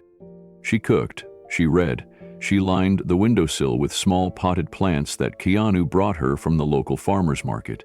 But she didn't step outside. One evening, she turned to him and asked, "What happens if I speak?" Keanu thought carefully. "Then it's your terms, not theirs. And if I stay silent, that I keep speaking, for you, for everyone like you." Sarah looked down at her hands. "I don't know which one scares me more." He placed a hand over hers. "You don't have to decide today. But when you're ready, your story's already begun, and this time, it won't be buried." It was early morning when Sarah placed the small, dusty flash drive on the kitchen counter. She didn't say anything. She didn't need to. Keanu noticed it immediately. The casing was old, faded blue plastic. There was a hairline crack near the edge and a faded sticker that had once read, "Property of Fort McPherson Medical Unit." The writing was barely legible now. He looked at her. She didn't meet his eyes. She simply said, "I've been carrying that around for years. It's the only copy." "What's on it?" he asked gently. "Everything," she replied. "The files the VA said they couldn't find. Records from the day I was admitted after the explosion. Internal memos. A photo archive I pulled before they wiped the server. And something else." Keanu picked up the flash drive carefully, as though it might break in his hand. "There's a video," she said, her voice lower now. "I recorded it for my brother." "You have a brother?" She nodded. "Younger. His name's Miguel. He's a firefighter in Chicago. We haven't spoken in almost 7 years." Keanu didn't press, but the silence between them was full. "I recorded it before I left the last shelter," Sarah continued. "I wanted to tell him the truth about what happened, about why I disappeared. But I never sent it. We not." She looked down at her hands. "Because I thought he'd be ashamed of me." Keanu's brows pulled together, his expression quietly pained. "Ollie used to look up to me," she said. "He called me Captain Marvel growing up. After I came back, when everything started falling apart, I didn't want him to see me like that. So I stopped answering his calls, changed numbers, moved cities." Keanu stood silently for a moment, then asked, "Do you want me to watch it?" Sarah hesitated. "Yeah, I think I do. Just be kind, okay?" "Always," he said. He plugged a drive into his laptop and opened the folder labeled Sarah_Final. There were dozens of files. PDFs, scanned photos, forms marked DIID, missing information, and ineligible for review. One folder held compressed medical images, another contained grainy photos from Iraq. Sarah in fatigues, standing with a group of fellow medics, most of whom had been lost in the explosion she'd described. In one image, Sarah had her arm around a soldier with a deep cut on his scalp. She was smiling, but her eyes were already tired. Then he found the video file. "To Miguel, if I can't explain in person, MUP 4. He glanced at her again. Sarah gave a small nod. "Play it." Keanu clicked. The video opened with static, then settled on an image of Sarah, sitting in what looked like a shelter cot, backlit by a flickering fluorescent light. Her hair was shorter, her face thinner. There were fresh scabs along her jaw, but her eyes were steady. "If you're seeing this," she began, "it's because I couldn't bring myself to say this to your face. But I need you to know what happened. I need you to hear it from me." Sarah's voice in the video was calm, but it carried weight, like every word cost something. In the background, muffled shouting echoed through thin walls. A metal cot creaked as she adjusted her seat. "I came back stateside in 2015. I was supposed to get treatment, counseling, a surgical consult, reintegration support. But things got lost. First my paperwork, then my appeal, then me." She looked down for a moment in the video, then back up. "I started couch surfing. Then I stayed in a shelter for female veterans in New Mexico. It shut down when funding dried up. I tried another one in Utah. They wouldn't admit me because I had no valid VA ID. Said my benefits had been terminated.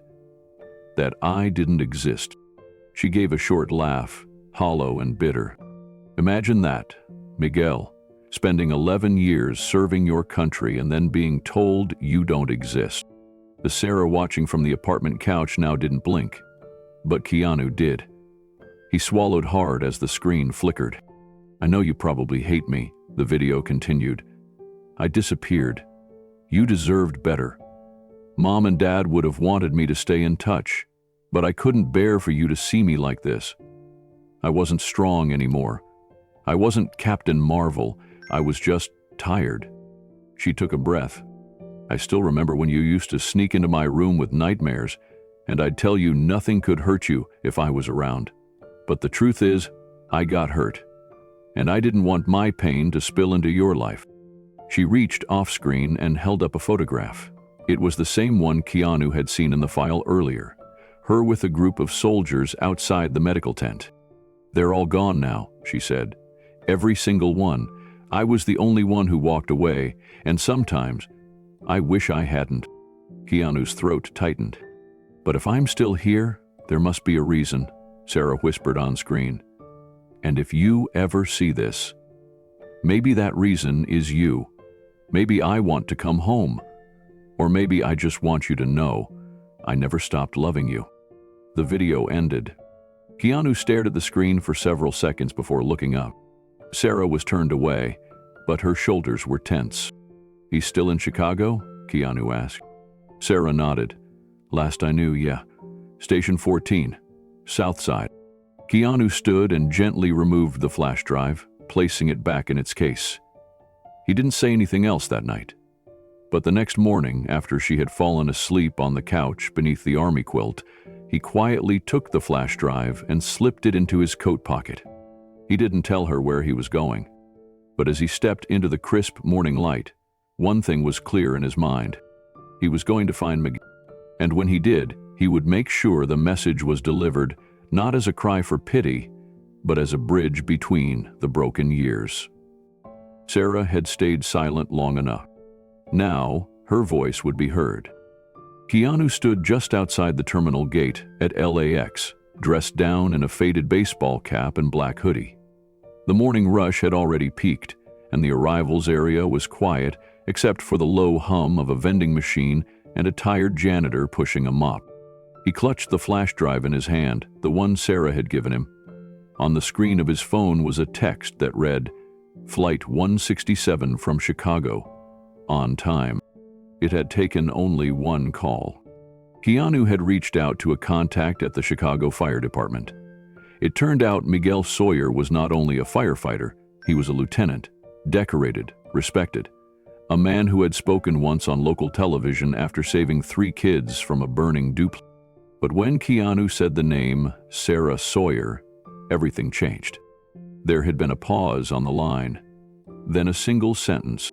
She's alive? Keanu gave him the flash drive file, the message Sarah had recorded. Miguel didn't hesitate. I'll be on the next flight. Now, hours later, Keanu spotted him. A tall man in his late 30s, with broad shoulders and a duffel over one arm. His firefighter badge glinted on his jacket.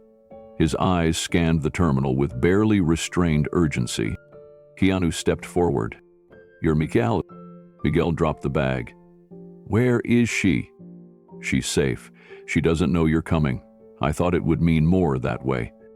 Miguel didn't speak. He simply nodded and followed. The ride to the apartment was silent. Miguel stared out the window, his fists clenched in his lap. Keanu watched him occasionally, noting the way his jaw flexed when they passed a homeless encampment under the overpass. When they arrived, Keanu led him up the steps. I'll give you a minute, he said, opening the door but staying in the hallway.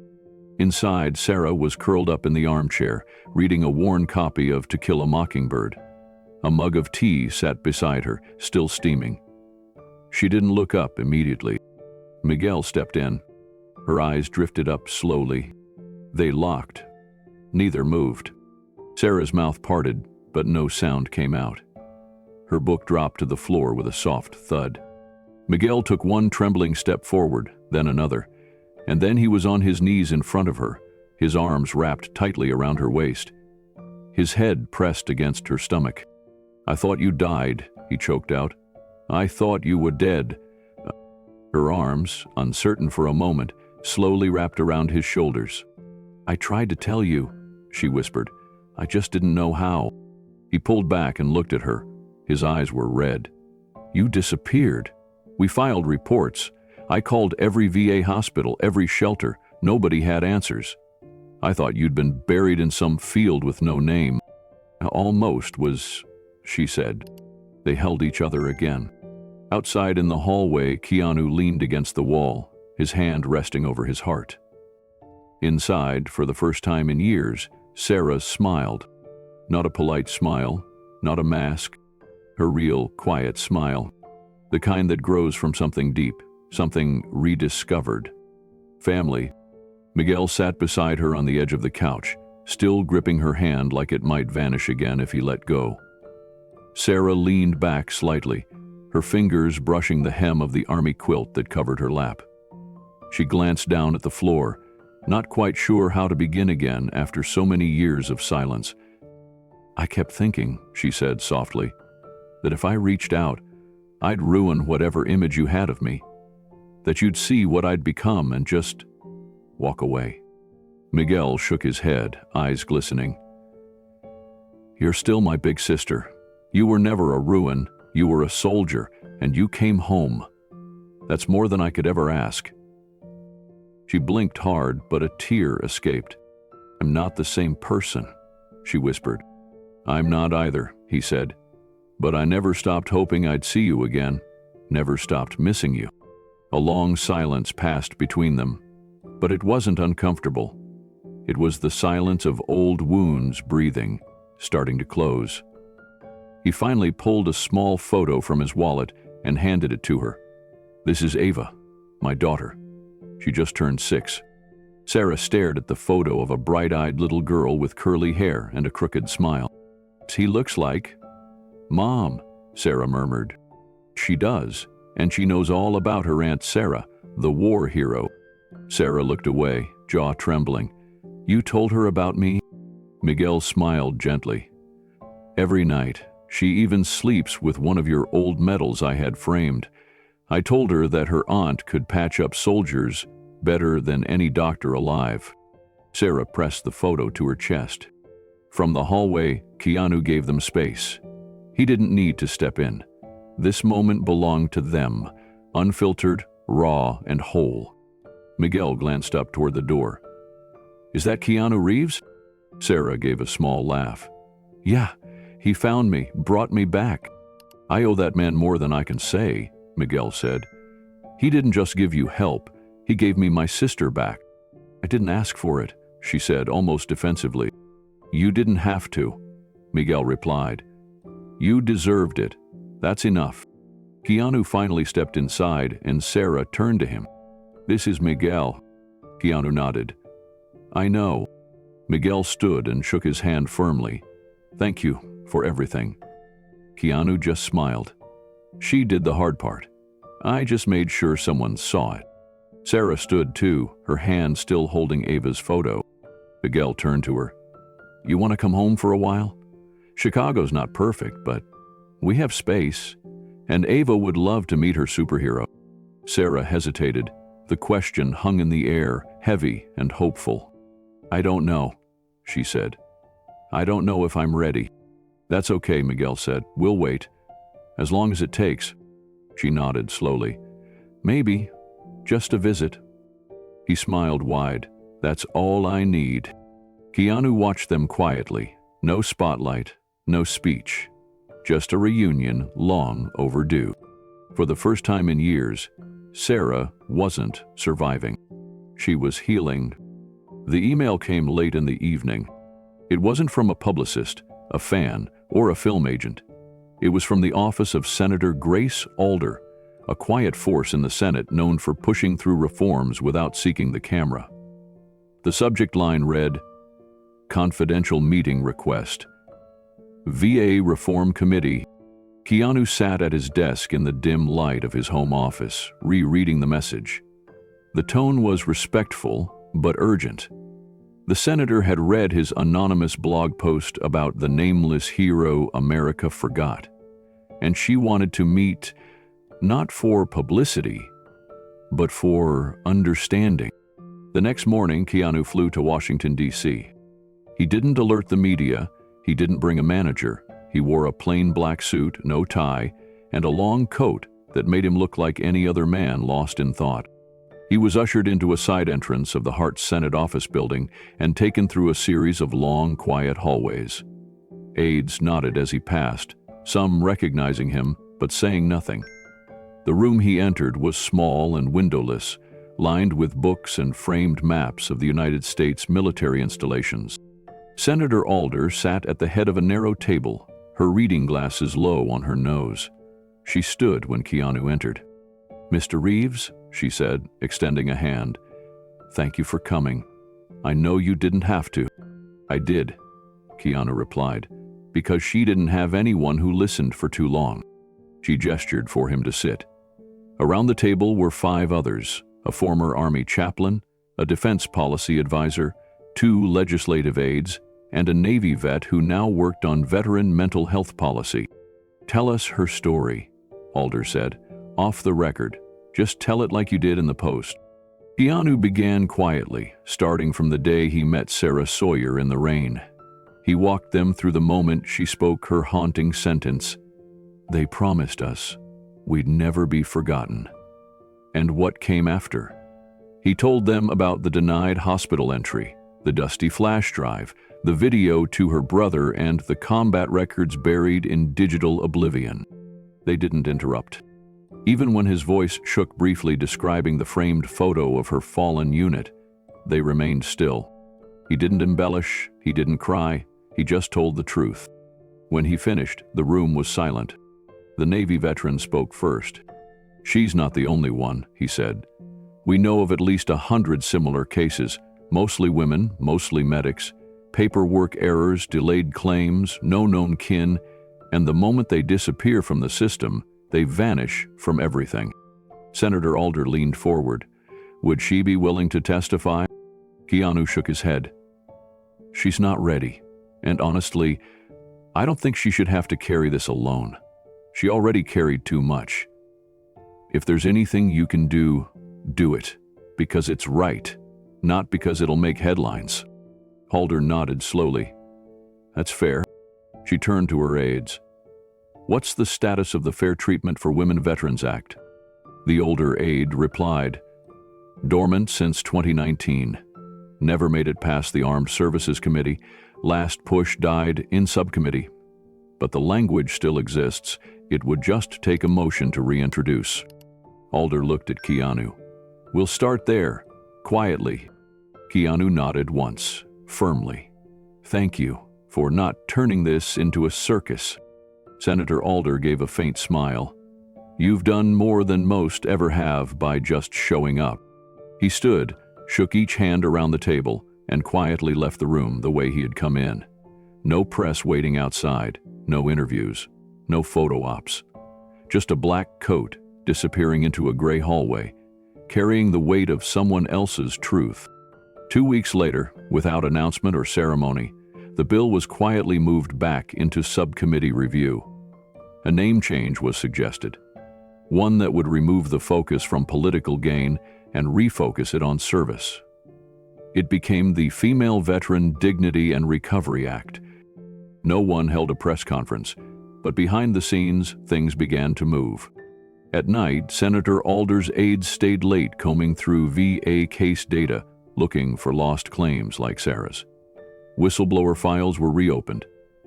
A retired Army data analyst who had followed Keanu's blog post reached out with a drive of missing personnel evaluations, many of them belonging to women medics and combat nurses from the past 3 decades. Some had died. Some were homeless. Some had simply stopped fighting. In a quiet committee room lined with leather chairs and untouched microphones, 5 senators sat in silence as testimonies were read aloud, not by the women themselves, but by the people who had found them. Keanu's name wasn't mentioned, but his voice echoed in every line of that session. Sarah's story had done something no lobbying firm or ad campaign ever could. It reminded them these were not statistics. These were people.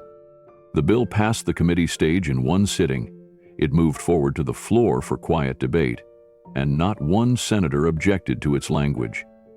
It included emergency housing vouchers, trauma therapy access, and a 5-year budget for restoring missing military records with civilian contractor audits. It was, by all definitions, a small victory. But to Sarah, and others like her, it meant something real. Word trickled out to veteran networks and women's shelters. A few journalists picked up on the revived bill, digging through old files and noticing language in it that bore strange similarities to one anonymous blog post from weeks earlier. Some speculated Keanu Reeves had a hand in it, but there were no photos, no interviews, and no official credit. Just a trail of quiet, deliberate change. One night, while Sarah was pouring tea in her apartment, she looked over and saw Keanu reading a worn copy of the bill from his phone. She raised an eyebrow. "What now?" she asked. He looked up at her. "Now, they don't get to forget you." Sarah didn't reply. She didn't need to. The quiet was enough. The silence had finally been broken. This time not with pain, but with action. The sky over Los Angeles was pale gray that morning, calm and quiet, like it had agreed to be still for what was about to happen. At the edge of an old neighborhood, tucked between two hills, stood a small, white wooden church with a single bell tower. It had no marble floors or golden altar, just wood, light, and silence. Keanu stood in the front vestibule, straightening his collar, then walked quietly into the chapel. There were no cameras, no reporters, no social media. Just 6 wooden pews and a soft stream of sunlight coming through the stained glass. On the front row sat Miguel, hands folded tightly in his lap. He wore a clean navy suit that looked borrowed, and next to him sat 2 familiar faces from the shelter. One, a quiet woman with silver braids named Ellie, and the other, an old man named Clyde, who still walked with a cane from an injury no one ever asked about. At the altar stood a chaplain in Army Reserve uniform. He nodded at Keanu as he walked in.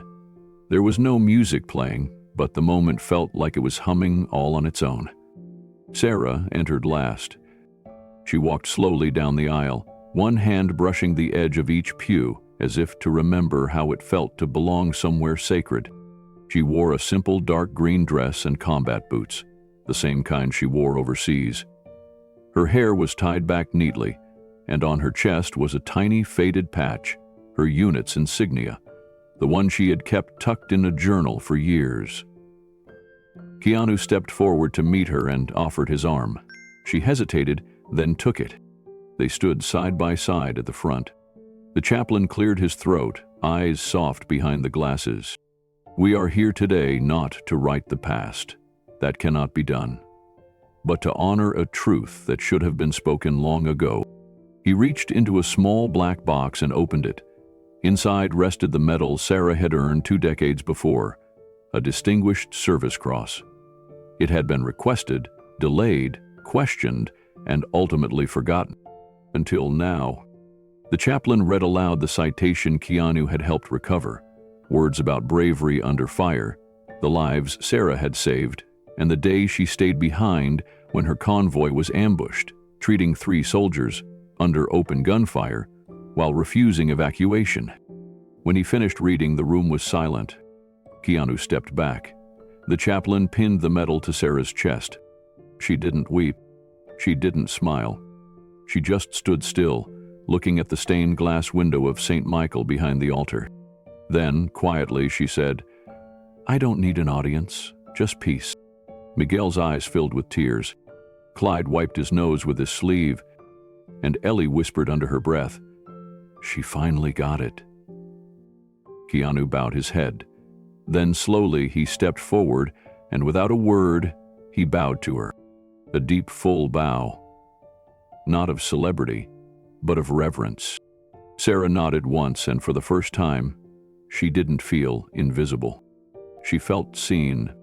After the ceremony, no one rushed to leave. There was no rush at all. Miguel embraced his sister tightly, whispering something only she could hear.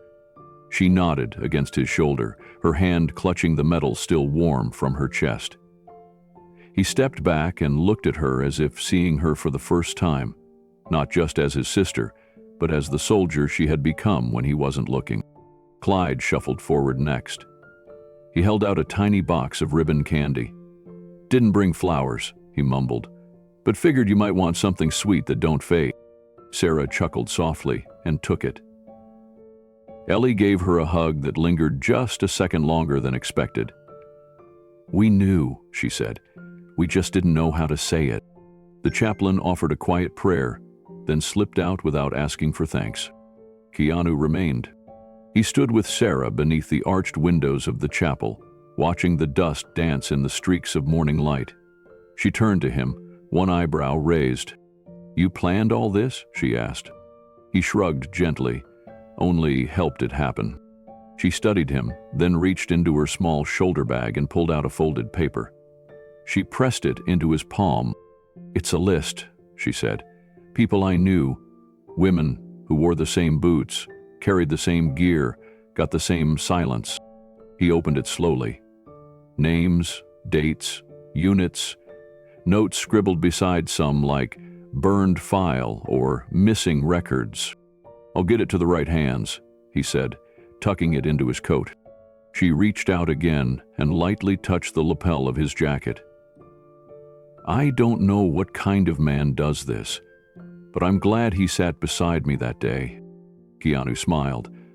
"I didn't do anything special." Sarah shook her head. "No, you just did what was right. That's rarer." They stepped outside into the stillness of a cool spring morning. No reporters, no stage, just the sound of birds returning to their trees and wind gently rustling the leaves. The chapel door clicked shut behind them. Miguel joined Sarah as they made their way down the steps. Ellie and Clyde followed behind, Clyde tapping his cane against each stone as if keeping time. Keanu stayed at the top for a moment longer, watching. The world wouldn't hear about the medal. There would be no headlines, no social media clips. But that wasn't the point. Sarah had stood and been recognized. Not as a victim, not as a symbol, but as herself. A soldier, a sister, a survivor, and now someone who could finally rest. As Keanu walked to his car parked beneath the trees, he passed by a small bench facing the chapel. He stopped, then turned around and sat for a moment. His eyes followed Sarah as she disappeared around the corner with Miguel. For the first time since that rainy day outside the convenience store, she wasn't alone. And that, he thought, was all the honor she ever really wanted. The seasons shifted slowly, as if time itself had decided to soften its pace for her. Summer came and went, and with it, the fire in Sarah's limbs began to dim. She moved slower now. Her breathing grew shallow on cold mornings. Her brother Miguel, now a constant presence in her life, often cooked dinner at her small apartment.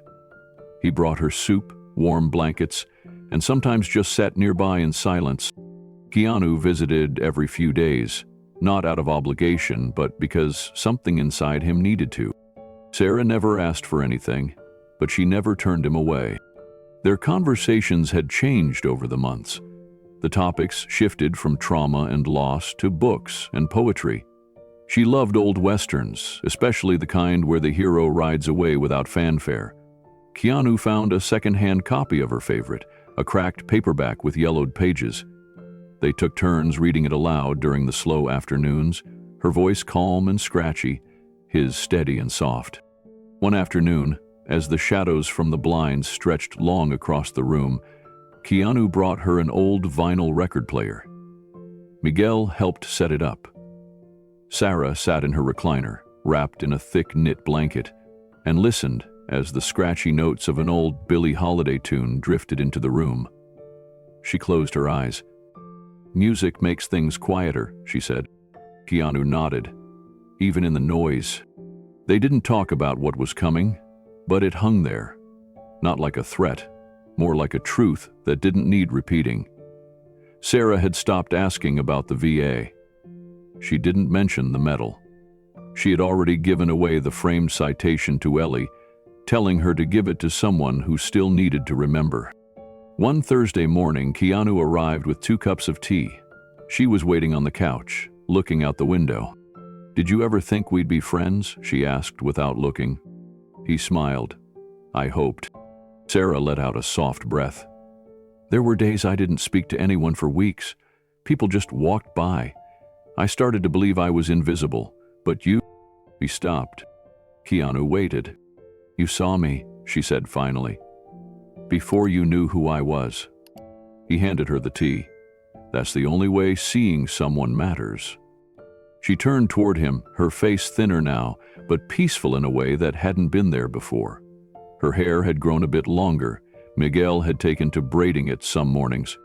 They listened to the record spin, another full sight.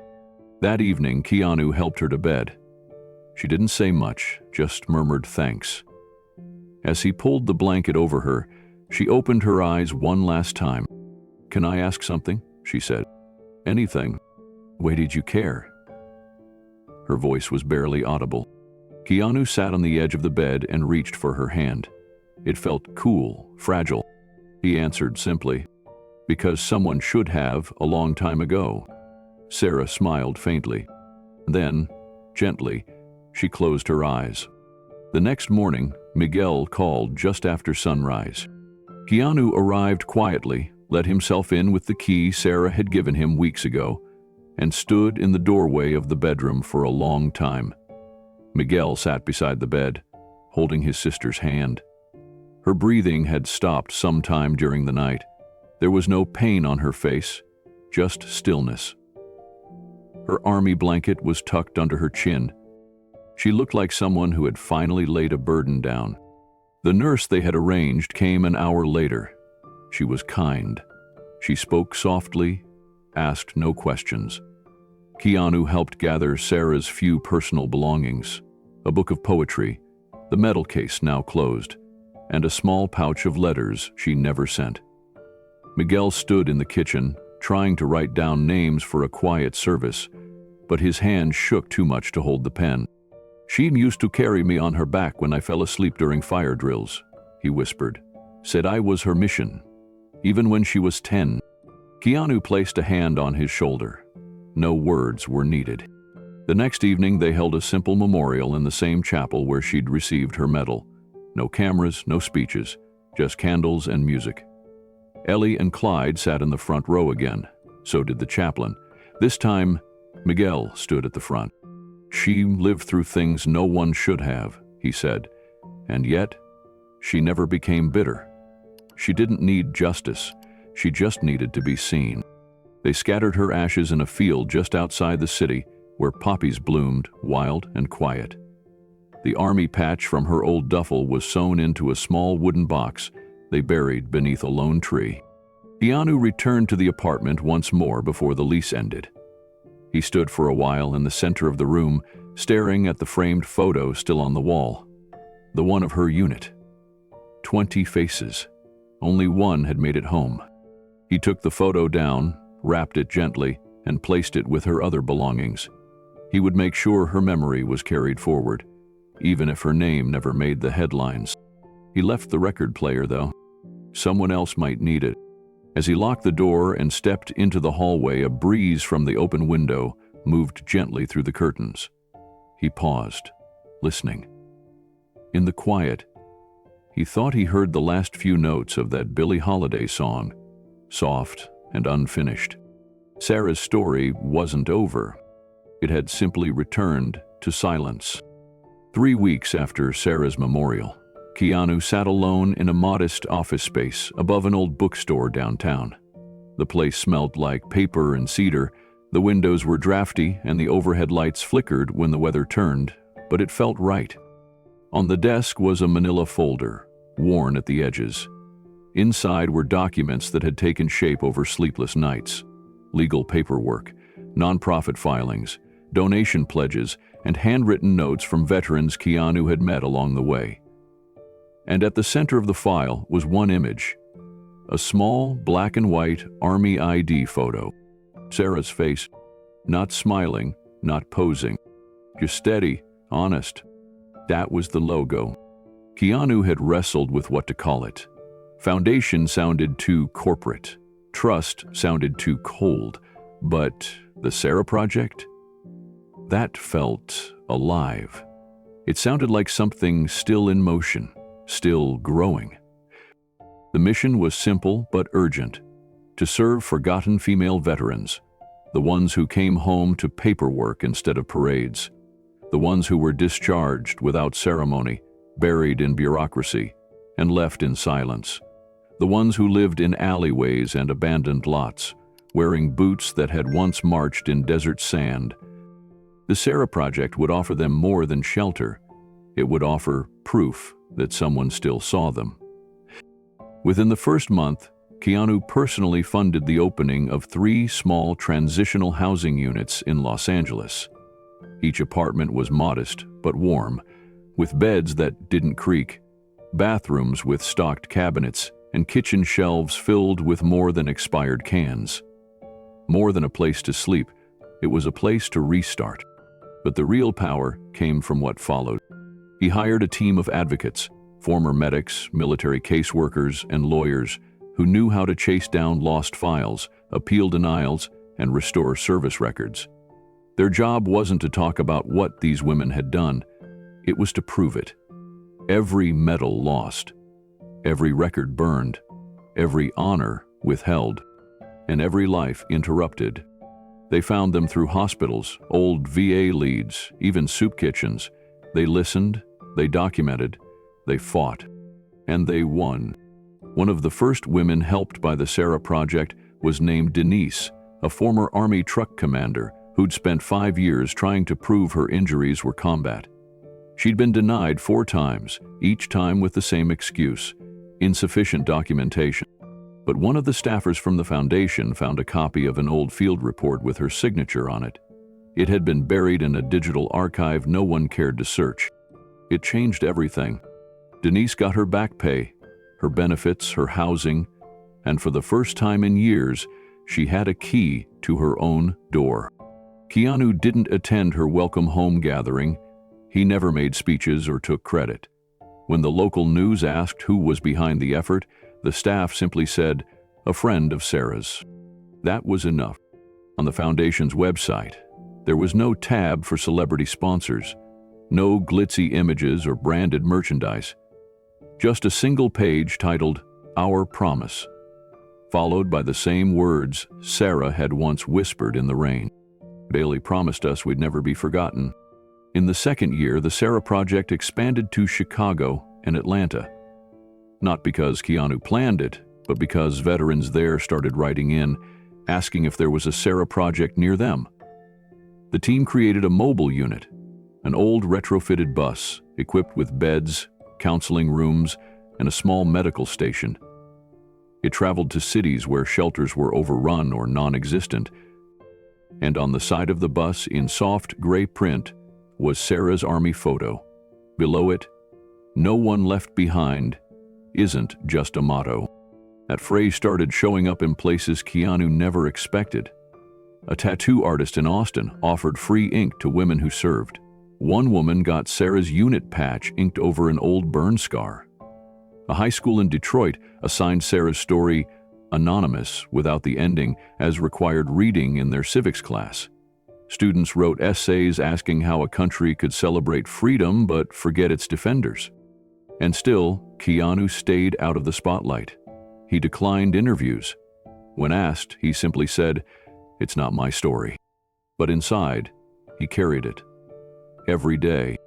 He kept Sarah's duffel bag, not in a case, not behind glass, just resting in the corner of his guest room, beside the record player he once bought her. When he walked by, he'd glance at it and remember her voice, her quiet strength, and the way she had smiled that one last time. Some nights, he'd sit by the window and reread the original letter she never sent to the VA. The ink had faded. The paper was thin and curled at the edges, but her words were still sharp. Her frustration, her dignity, her ache. He made copies for the new intake packets at the Sarah Project. At the top of every folder, printed in soft charcoal ink, was a simple question. Have you ever been made to feel invisible? One of the new social workers, a young woman named Priya, said those words alone opened floodgates. Veterans who hadn't spoken about their service in decades suddenly opened up. One cried for an hour before saying a single word. Another handed over a crumpled piece of paper with 5 names on it. Her fallen sisters. She said she'd carried it in her shoe for 15 years. These stories didn't get headlines, but they moved people. They built something that couldn't be bought. At the end of that year, a letter arrived at the Los Angeles branch, addressed only to Sarah's friends. It came from a woman in Nebraska who had never met Sarah but had seen her face on a park bench poster in Lincoln. Her handwriting was shaky but deliberate. "Your friend saved my life," she wrote, "and I never knew her name until now. Please keep going." Keanu framed that letter and placed it beside Sarah's Army ID photo in the Foundation's main office. Not because it was a thank you, but because it was proof. Proof that Sarah hadn't vanished, that her story wasn't lost in the cold systems or quiet corners of forgotten cities. Her life had turned into something louder than silence. And it was just beginning. The sky above Washington, D.C. was overcast that morning, a soft gray, like a blanket pulled gently over the city. Keanu walked alone through the grassy stretch near the National Mall. Tourists gathered around monuments in small, buzzing groups. Children played on stone steps, and guides pointed toward plaques etched with sacrifice.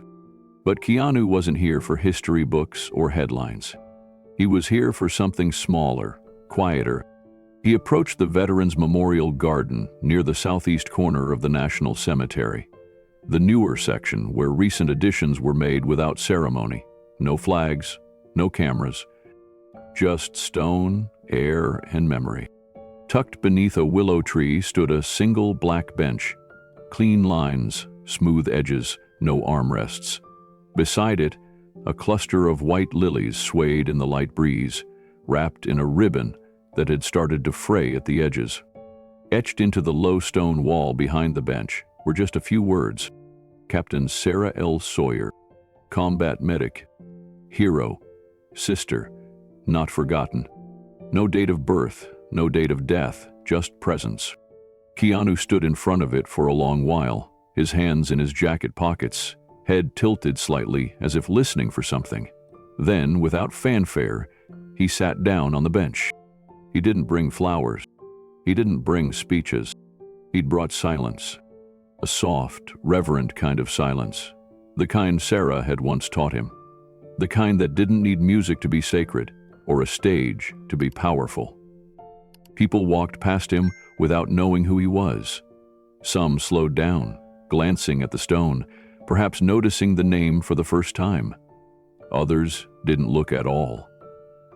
A boy with a balloon ran up to the bench, stopped, stared at Keanu for a moment, then smiled and ran back to his parents. Keanu smiled faintly. He liked that. This wasn't a place for attention, it was a place for rest. He pulled something from his coat pocket, a folded paper yellowed at the creases. It was a photocopy of Sarah's original letter to the Department of Veterans Affairs, the same one he'd framed years ago. He didn't unfold it, he just held it for a moment, then tucked it back inside. He leaned forward, elbows on knees, head lowered. "I wish you could have seen what you started," he said softly. A leaf drifted down and landed beside his foot. He didn't move. The garden around him wasn't grand, but it had grown over the years. Small plaques dotted the walkway, each one a name of a woman who had served and been overlooked. Some had stories recovered by the Sarah Project. Others had simply been lost, their names found only through archived requests and forgotten files. The foundation never asked families for money, never advertised these memorials, but each name meant someone had been seen. Finally, Keanu watched as a woman in uniform approached slowly from the far end of the path. She stopped by one of the newer plaques, removed her cap, and stood quietly for several minutes.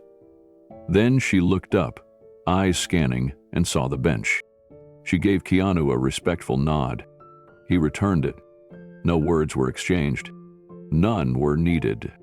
As the day wore on, the soft hum of traffic blended into the quiet murmur of passing voices. Tour buses came and went. Groups in matching t-shirts snapped photos near the main entrance. But the little corner where the bench stood remained untouched, protected somehow by stillness. Keanu stayed. At one point, he reached down and ran his fingers gently along the edge of the bench. The metal was cool, smooth, solid, anchored, just like Sarah. He imagined her sitting there, not as the woman life had worn down, but as the young medic she had once been, alert, brave, ready. He thought about that photo of her unit, the faces of the women she had loved like sisters. Gone now. Each name, each story, held inside her for decades, because the world hadn't known how to hear it. But now, even if they didn't recognize her face, people would sit here and feel something, a kind of gravity, a hush. Maybe they'd wonder who Sarah Sawyer was. Maybe they'd look her up. Maybe they'd find more than they expected. A little girl came by holding her grandfather's hand. She paused in front of the inscription and asked what a combat medic was. The man answered in a whisper, kneeling to her level, pointing gently to the words on the stone. Keanu didn't listen in. He just watched. And in that moment, something settled in his chest. He hadn't fixed the system. He hadn't rewritten every forgotten file or reversed every injustice. But he had helped one person be remembered. One person be honored not for fame or fanfare, but because she mattered. And that had changed everything. He stood slowly, letting his fingertips brush once more over the inscription. Then he pulled something from his coat. A tiny silver pin. It was shaped like a simple cross with a star at the center. An unofficial symbol once used among medics in Iraq to mark makeshift aid stations. Sarah had drawn it once, in the corner of her journal. He placed it carefully on the edge of the bench, near the base of the flowers. Not pressed in, not affixed. Just resting. He stepped back, gave a small bow toward the stone, and turned away. As he walked up the path toward the main street, he passed people who didn't recognize him. A woman in sunglasses smiled and kept going. A teenage boy brushed by with earbuds in. Keanu didn't mind. This wasn't his story. It never had been. But the bench would be there tomorrow, and the day after, waiting. At the far end of the garden, near the gate, he stopped and looked back one last time. The willow branches swayed lightly.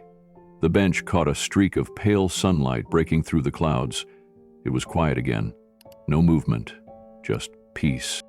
He closed his eyes and whispered into the wind, "Thank you, Captain Sawyer." Then he walked on, disappearing into the crowd. The morning was still. A thin mist curled through the pine trees lining the narrow forest trail as Keanu walked slowly along the worn path. No destination, just movement, just breath. His steps were steady, almost soundless on the damp earth. This had become his place for reflection. He didn't carry a phone, no earbuds. No one else was nearby. It was the kind of silence that had meaning. The kind Sarah had once described as sacred. The forest didn't judge. It just listened. As he walked, Keanu thought of all the stories he'd heard since Sarah passed. Letters had arrived, hundreds of them. Messages from sons and daughters, fellow veterans, nurses, social workers, even people who had simply seen her on the street but never spoken to her. Many said the same thing. "I wish I had done something." Or, "She reminded me of someone I lost." Or the hardest one to read, "She could have been me." It struck him just how many people carried invisible wounds. Not always from war, sometimes from silence, from being overlooked, from systems that forgot the very people they were built to serve. The Sarah Project had grown fast, faster than he expected. There were now teams in 8 states, a hotline staffed by trauma-informed volunteers, legal partnerships with veterans advocates, transitional housing for women with nowhere else to go, not shelters, homes, quiet, safe, and built with dignity. Keanu didn't attend the ribbon cuttings. He let the veterans speak instead. Some wore uniforms, others came in jeans and hoodies. One woman, barely out of her 20s, stood at a podium with tears streaming down her face and simply said, "I was going to give up, but someone remembered me." That was all Sarah had ever wanted, not to be rescued, just to be remembered. Keanu paused at a bend in the trail, resting his hand on the moss-covered bark of an old tree. The air smelled of rain and cedar. He closed his eyes. He thought about that night in the rain when he first saw her, sitting with a duffel bag, soaked to the bone, eyes filled with a kind of quiet that demanded attention. Not pity, not charity. Just recognition. Most people had walked by her, but he hadn't.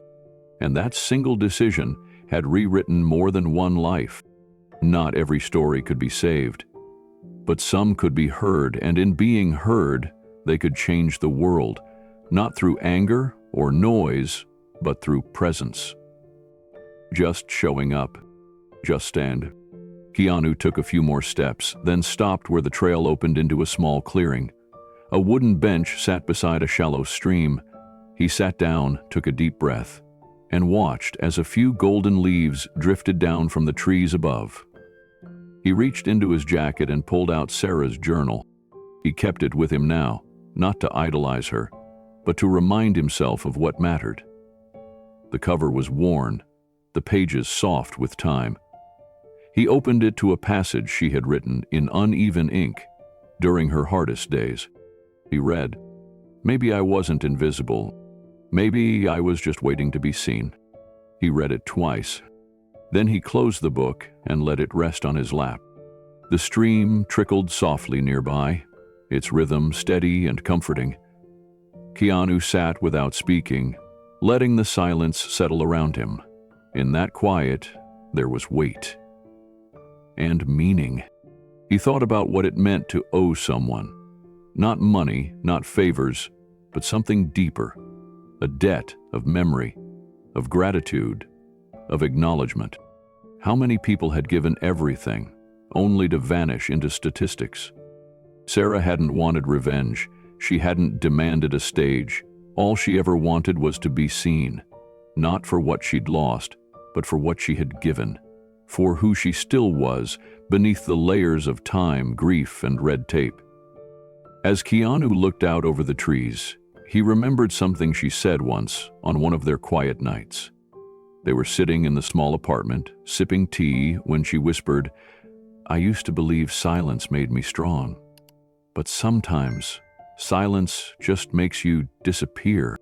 He didn't answer her then. He didn't have the words. But today, he did.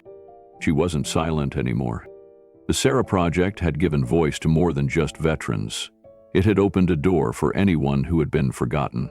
Teachers, nurses, caregivers, neighbors, people who held the world together in quiet ways, only to be pushed aside when they were no longer convenient. Sarah had become a symbol, but more importantly, she had become a spark. One woman, one story, one act of attention, and it had changed everything. Keanu stood up from the bench and placed the journal gently beside him. He didn't need to take it with him anymore. Its words had already taken root. In him, in the world. In every woman the system had failed, and in every person who now chose to care just a little more. As he turned and walked away, the wind shifted slightly, brushing past the trees. A few more leaves fell, drifting down like quiet tributes. Far from the cameras, far from the crowds, a single man walked the path back through the woods. But he didn't walk alone. He carried her story. And now, maybe, you will too. So let me ask you something. Have you ever met someone the world forgot, but shouldn't have? Maybe it was a teacher who saw your potential, a neighbor who gave more than they had, A friend who quietly carried pain no one else noticed. A veteran, a nurse, a parent, a stranger. If someone just came to mind, write their name in the comments. Say who they were. Say what they meant. Even if no one else knew them, we can know them now. Because remembering someone, truly remembering them, is an act of honor. And no one should be invisible. Not anymore. Thank you for staying through this incredible story. See you in the next video.